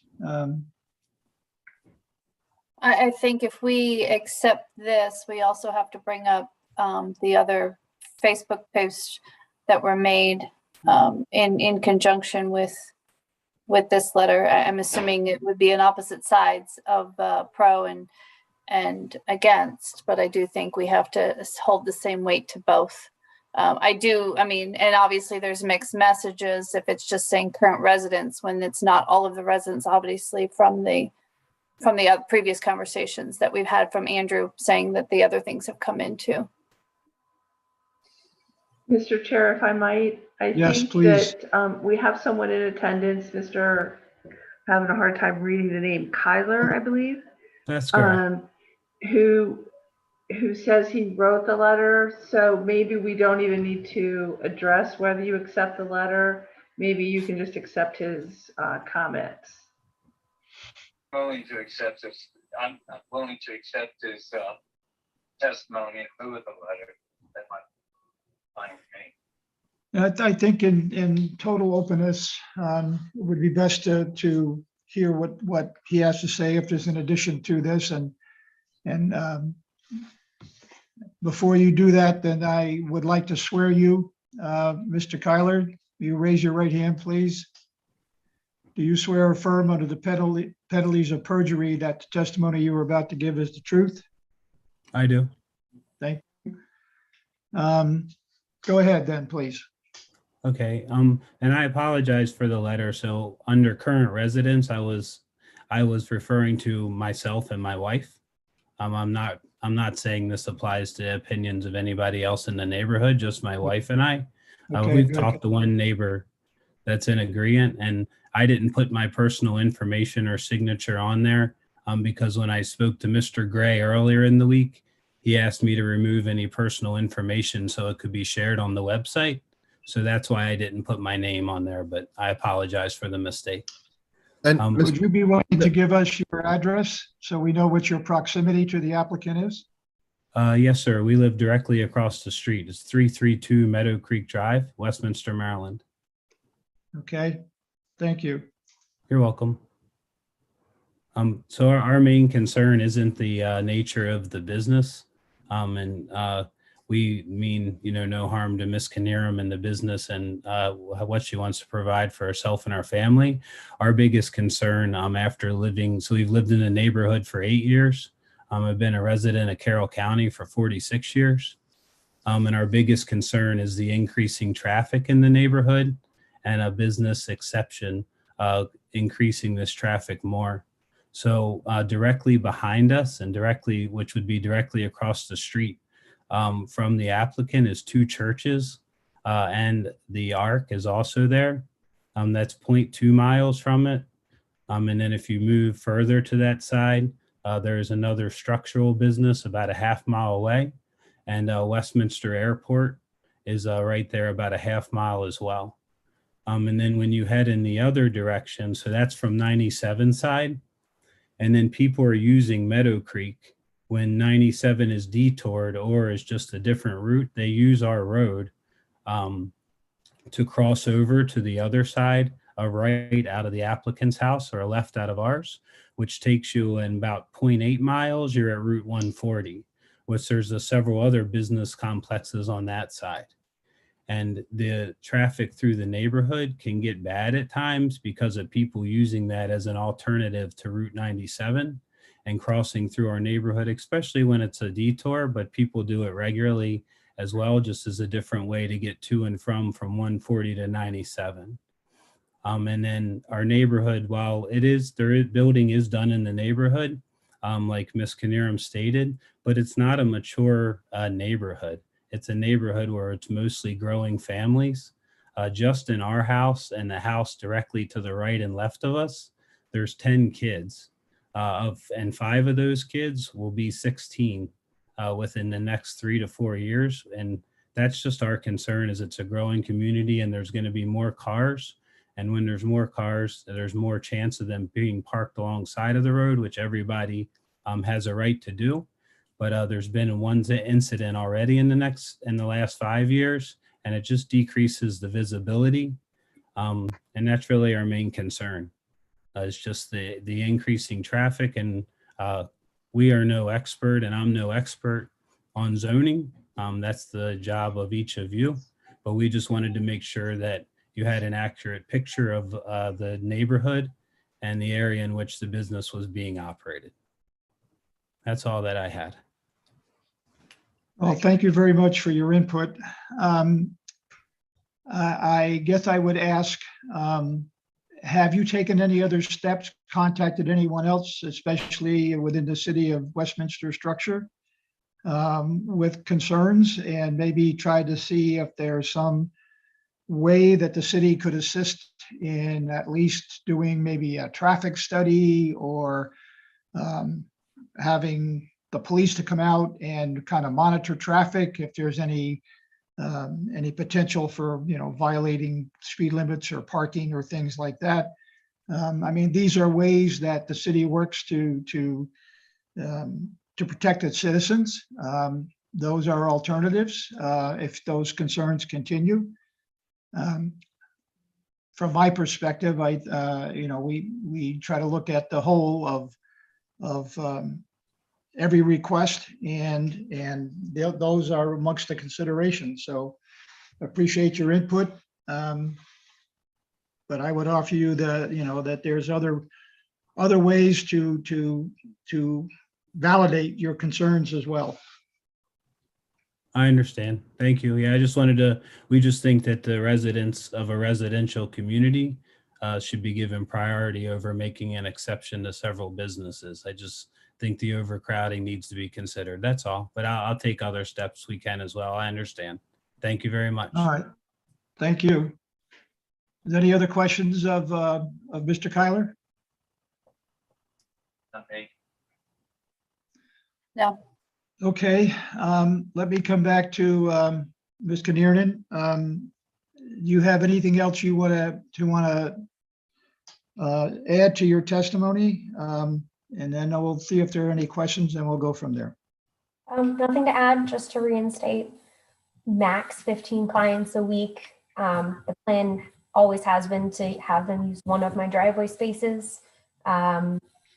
they'll be parking behind me. I'll be in the garage. They'll be behind me in the driveway, so that I'm obviously not going anywhere where they're there while they're there. I have no intention of having my clients park on the street. Hi, Andy. It's nice to see you. Hi, Laura. I see you sitting there too. I don't know if you know, but we met at Mr. Jim's party where I was talking about this. So it's nice to see you guys again. Okay. I don't think I have any questions. Well, maybe one. You said there was going to be some time in between your clients to sanitize, for lack of a better word. And I guess you provide that information in terms of appointment times to your clients. Yes. In as much as you're just getting started, you probably don't have, well, maybe you do. Let me just ask it straight up. Do you expect to have a full client load and at what, right away, or stretched out over a period of time to build it, or maybe you already have it? So that I appreciate the question. It's a good one. I don't ever intend to have 15 clients max at my house a week, because I am doing things with sports teams, whether it's collegiate or professional. So some of my income will be from outsourcing. The 15 clients a week is really just like a guideline. So it's a way of saying 15 people schedule a 1-hour massage. And so 15 hours a week is considered full-time for massage therapists. So with some of those 15 hours being taken up by athletes at their complexes, I won't be having 15 clients. It was just the worst case scenario. I have a handful of close friends that are interested in being regulars. Right now, I can say there's 2 or 3 of them for sure. Beyond that, they would probably just mostly be one-offs, once a month here, once a month there. My mentor, who's been in this business 10 years, it took her 2.5 or 3 years before she had a full 15 clients a week every week.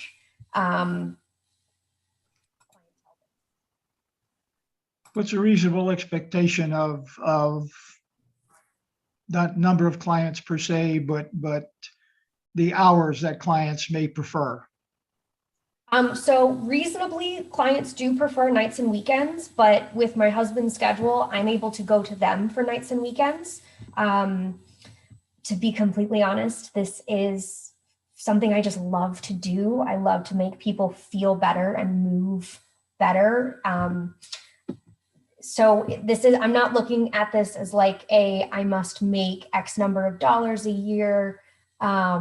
This is for fun. So that's why my hours right now are 10 to 4. If I happen to get 4 or 5 people in a row in a day during daylight hours, while kiddo is, I've got 2 young girls. So I understand the traffic situation and the growing family situation. It's really just, I don't know, it's not like I'm going to be hunting down people and hunting down clients and recruiting people to come see me. This is like, if you want to see me, awesome. If not, that's cool too. Does that make sense? Yeah, it does to me. I have no further questions. Any other questions from the board? I have none. No, I have not. You just have the 2 cars at the house currently, yours and your husband? Yes, ma'am. We do have a roommate who parks on the street for full disclosure, but we have plenty of space in the garage. We have those 2 spaces, and my husband does not always work from home. He sometimes goes into the office. So there will be 2 car spaces there on and off, but 1 for sure because I park in the garage. Okay. Anyone else need to be heard at this time? If not, we are going to close testimony. So we'll close testimony and open for discussion amongst the board. This is Larry Brent, Vice Chair. Mr. Kyler, I understand, your concerns about traffic, particularly in that area of the city. board, however, has in the past, just as an example, has allowed by special exception child care or daycare facilities in houses, very similar to the applicants. And so given what the applicant says in terms of the number of people who would be coming to her house, it's hard for me to say that her application should be denied. I think, again, I understand your situation, but I think the impact on the, as far as traffic goes, to the neighborhood would be minimal. Just my opinion. I tend to agree with Larry, and it's my thought behind it is people aren't coming and going; they're in pre-scheduled slots. So, in theory, I mean, I guess somebody could mess up their appointment time, but in theory, you're not going to have multiple people there at the same time. So I'm in agreement that I think we've approved for daycares, and that's much more concern for traffic coming and going and picking up children at all at the same time sometimes. So I would agree. Those are good comments. I have really nothing further to add from that. Would anyone want to make a motion? I will make a motion to approve to be able to open for a single bed massage therapy office in the basement after, obviously, once the approval of the water and sewer from the city occurs. I would second that. Any further discussion? All in favor? Aye. Unanimously approved. Thank you very much, Ms. Amy. Thank you for your testimony. Thank you, Mr. Kyler, for your interest. I'm sure she'll be a good neighbor. Thank you very much, everyone. We've got one more case to hear. Is anybody going to need a break before we do that? Thank you so much, guys. Thank you. Good luck. Thank you very much. I appreciate you guys listening and give us your input. I appreciate it. Always. Yes, sir. Thank you. Thank you.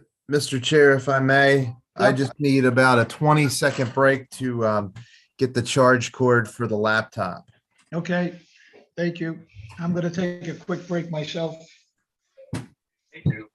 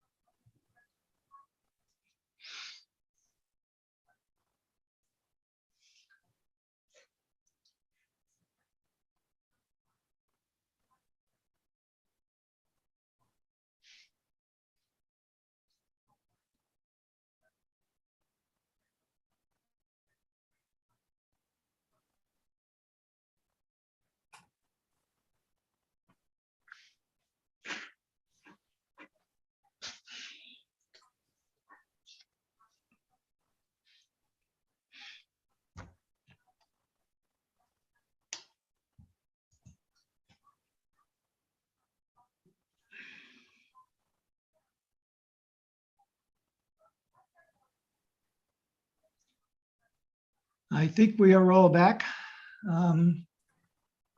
So we will proceed. Board of Zoning Appeals, City of Westminster, with special exception case 22-4. An application by Colin Hartlieb and Friendly Neighbor Philanthropy LLC, the applicant and property owner, requesting variance approvals to: 1, the required minimum 30 feet front yard setback pursuant to city zoning ordinance articles 7, R 7500 residential zone, code 64-37C, as in Charlie, bow-legged 1, dimensional requirements to allow the existing house and front porch to be 4 feet 2 inches from the property line. And 2, the required minimum 5 feet distance that a driveway shall be from a property line pursuant to city zoning ordinance article 11, Department of Community Planning and Development 164-156B, as in Bravo, to allow a new driveway to be 3 feet from the property line at 29 Washington Road in Westminster, Maryland.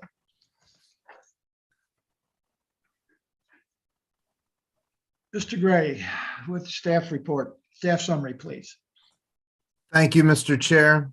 This will be very brief.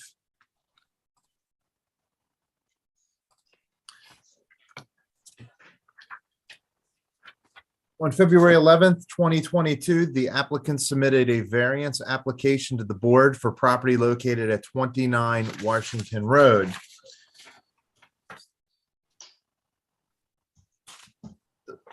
This property is located right at the corner of Green Street and Washington Road, right across from Maggie's Restaurant. The applicant went through, and the city staff has no objection from what the applicant has stated for the variance criteria under section 164, 161A3. In conclusion, the zoning administration recommends that the Board of Zoning Appeals carefully review the variance request and provide a finding of fact to either approve with conditions, or disapprove the applicant's request. Mr. Chair, I am here if you have any questions, and also the applicant is with us as well. Thank you, Mr. Chair. Okay. Mr. Gottlieb, would you raise your right hand, please? Do you swear or affirm under the penalties of perjury that the testimony you are about to give is the truth? I do. Thank you. Thank you. I guess you've been tuned in here, so you know who everybody is. Is that correct? Yes, sir. How's everyone going? We're fine. Good. I believe. I'll speak for myself. I'm fine. We've got a good hearty board here, and a enduring attorney to assist us. True. Amazing. So we will turn this over to you to make your presentation. You heard the city's staff summary being favorable, but we need to get it all on record and hear what you have to say. Go ahead. Of course. So it's actually an amazing and interesting story. And although not all of this has been confirmed yet, there's multiple historians and researchers actively looking into the history. So the home, along with the front porch, were built before the Civil War. So before the city zoning ordinances and the setback requirements were put into place, it was 1850 when this home was built. And these requests are a result of existing conditions on the property because 29 Washington Road had been used as an underground railroad during the historic period of the Civil War, Corbett's Charge, and more. It was home of many African-American soldiers, doctors, founders of Westminster's Ellsworth Cemetery for the Black community, and more amazing human beings during and following the Civil War. And there's much more history that we're preserving and wish to do the same to the home and the front porch, who also experienced that history. So for the driveway, there is currently no parking allowed on the street by the house, like near the house on the property line.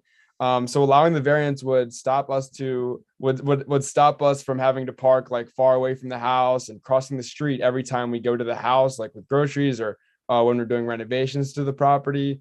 And because there's no crosswalks nearby, so it's definitely a safety hazard that we want to help the community with for that, and to provide the neighbors with even more desire to approve the driveway.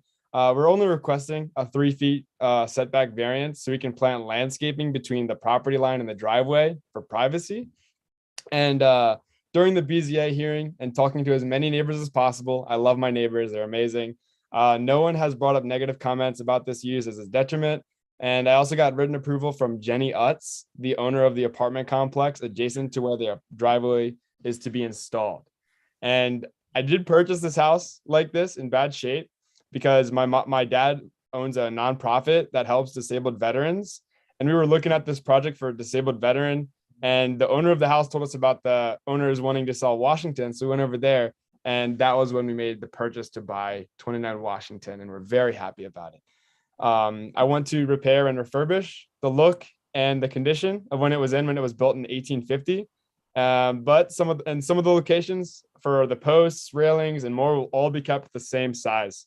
I want it to look beautiful again, and not only for me, but also for the community. Everyone has been so supportive of this project, and I truly can't wait for them to see and for you all to see the results. So that's it. If you have any questions, please let me know. I'm happy to answer any. Well, let me, what I should have done in the beginning, let me ask you what your title is in regard to the nonprofit. Oh, so my dad is the owner of the nonprofit. I do just the marketing for him. Okay. The rendering that is in our packet that I guess you provided. Yes. Is that an actual, or is that just kind of a contemporary idea for now? That's just it's just an idea. It won't actually, this one wasn't able to be actually helping for disabled veterans. But the house that we were going to buy was to help disabled veterans. This was the seller, the person that we were going to buy their house. They had a very good friend, Velda Davidson, who was the owner of 29 Washington Road. And that was who put us into connection to buying 29 Washington Road. Okay.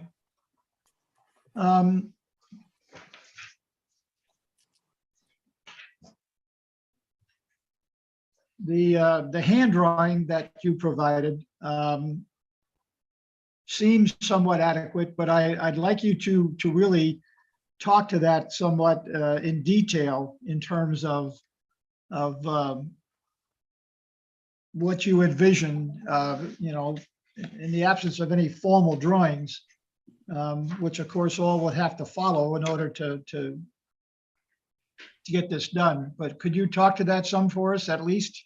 Yes, of course. So the house, most of the renovations are actually complete, and I actually have a picture on my phone of showing the back of the property if you would like to see it. But the house renovations are entirely complete. The siding has been painted. There's been brand new windows, brand new window wrapping, brand new roof, and all that's left right now is the front porch and the driveway. So the front porch right here, this is the exact dimensions and how it looks. For how it looked in the past is in the photo below.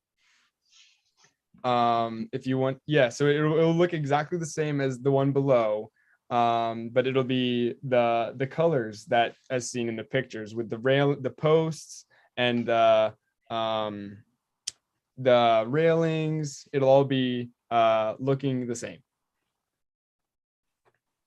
So am I correct in my looking at this? You're trying to make it look pretty much period, or can you talk to that from an architectural point of view? Sorry, period. In terms of what the architecture was of the times that it was built. Oh, it will look, it will have the same structure of like the posts, the railings, where they will be, but it will be a newer material maybe for the posts, for the railings. Like they will be not hollow. It was hollow wood, originally, built in 1850. That is why it is deteriorating. And so now it will be plastic, more modern, that will last a very long time, so we can extend the life of this front porch to another, hopefully 200 years. Okay. It would seem to me you've pretty much addressed the criteria that it needs to meet. So I have no further questions at this time. Thank you. Any other questions from the board? Where did you say the driveways to the, like, looking at this, is it to the left of this? Yes, it is. So if you go up, so there is an intersection right here. So if you go up the street, at the top of the retaining wall that was built by the city of Westminster, there is a corner. And at the corner, which is the left side of this image, this drawing, that is where the driveway would come in, and then it would come in, and it would come. Yes, you can see there. You go up the go up the street, and then you turn right, and then you go down that bush line, and then there'll be a parking pad right there. Yes, and you can see right here, Velda, the seller, she had a small little sedan, a little small car, and she would always drive up that hill. On the corner, there's a hill to get on the property, and she would park on the grass, or she would park very far down the road, far from the intersection. Got it. All right, thank you. You're welcome. Thank you. Are there any other questions? All right. Mr. Gray, Chair. you want? Yes, if I may, and I apologize, I don't know if I did this or not. I would like the board to accept the application as Exhibit 1, the pre-hearing statement as Exhibit 2, and the staff report as Exhibit 3. So accepted. Thank you, Mr. Chair. And Mr. Chair, may I add, and Mr. Gray, I just noticed this when you had done your report earlier. The staff report refers to the request as special exception case 22-4. I just want to make the point for the record, it's really the variance, correct? That is correct. And then detachment 1 special exception application is really the variance application. That is correct. Okay.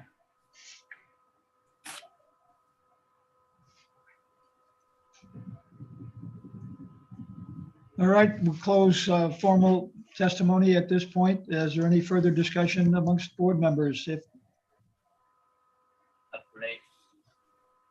I don't.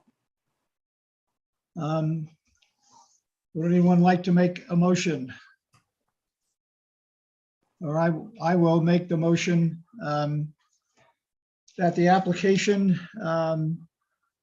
be approved, including the addressing of the variance criteria that the city has acknowledged, and that there is no objection from the city.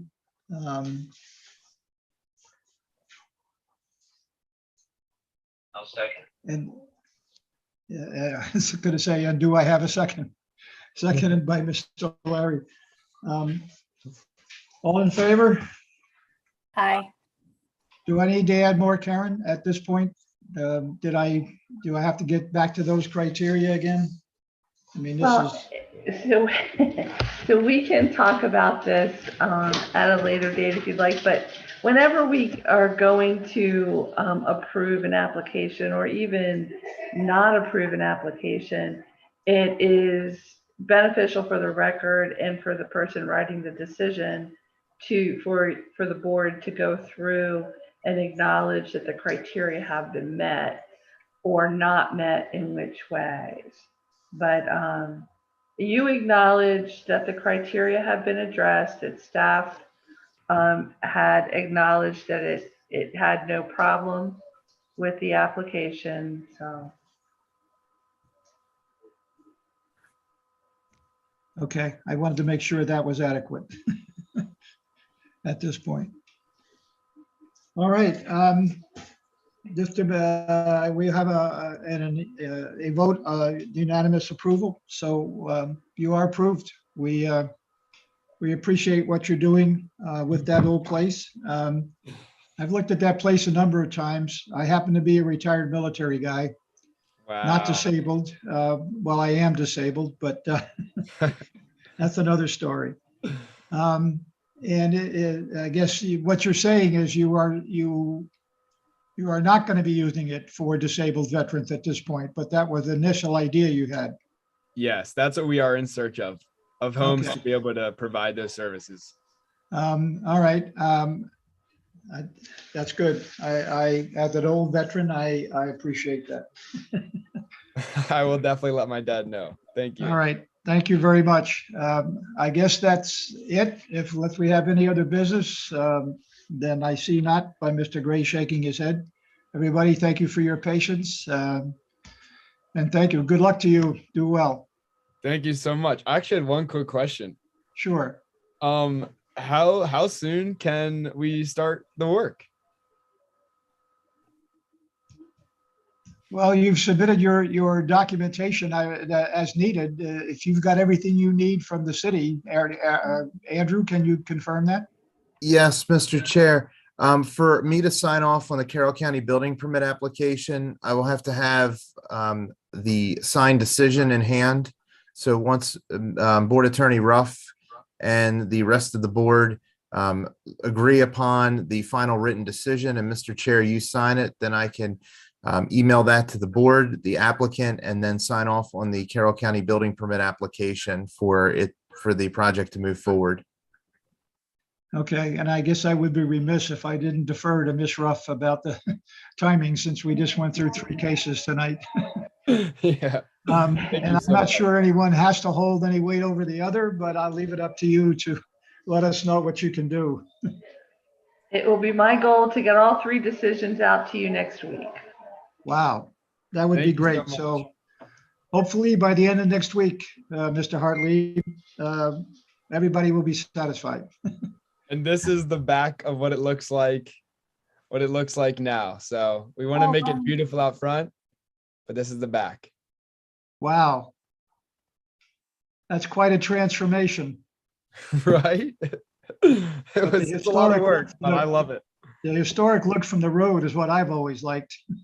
For sure. Are you living in it, Colin? I am really fighting not living in it, 'cause I love it so much. Like, I don't know about the corner. You know, the corner, I sit there, I have chairs, I sit there all the time, and I feel like I'm at the beach. I love this house so much. And I definitely I probably will live in it one day, for sure. But it will be either me or with my friends, or my friends living there. Well, good luck. You can invite us to the grand opening. Yeah. Yes, I will. All right, I Thank you. think That's awesome. business is done. Thank you all very much. Thank Good you. night, guys. Good evening. Thank you.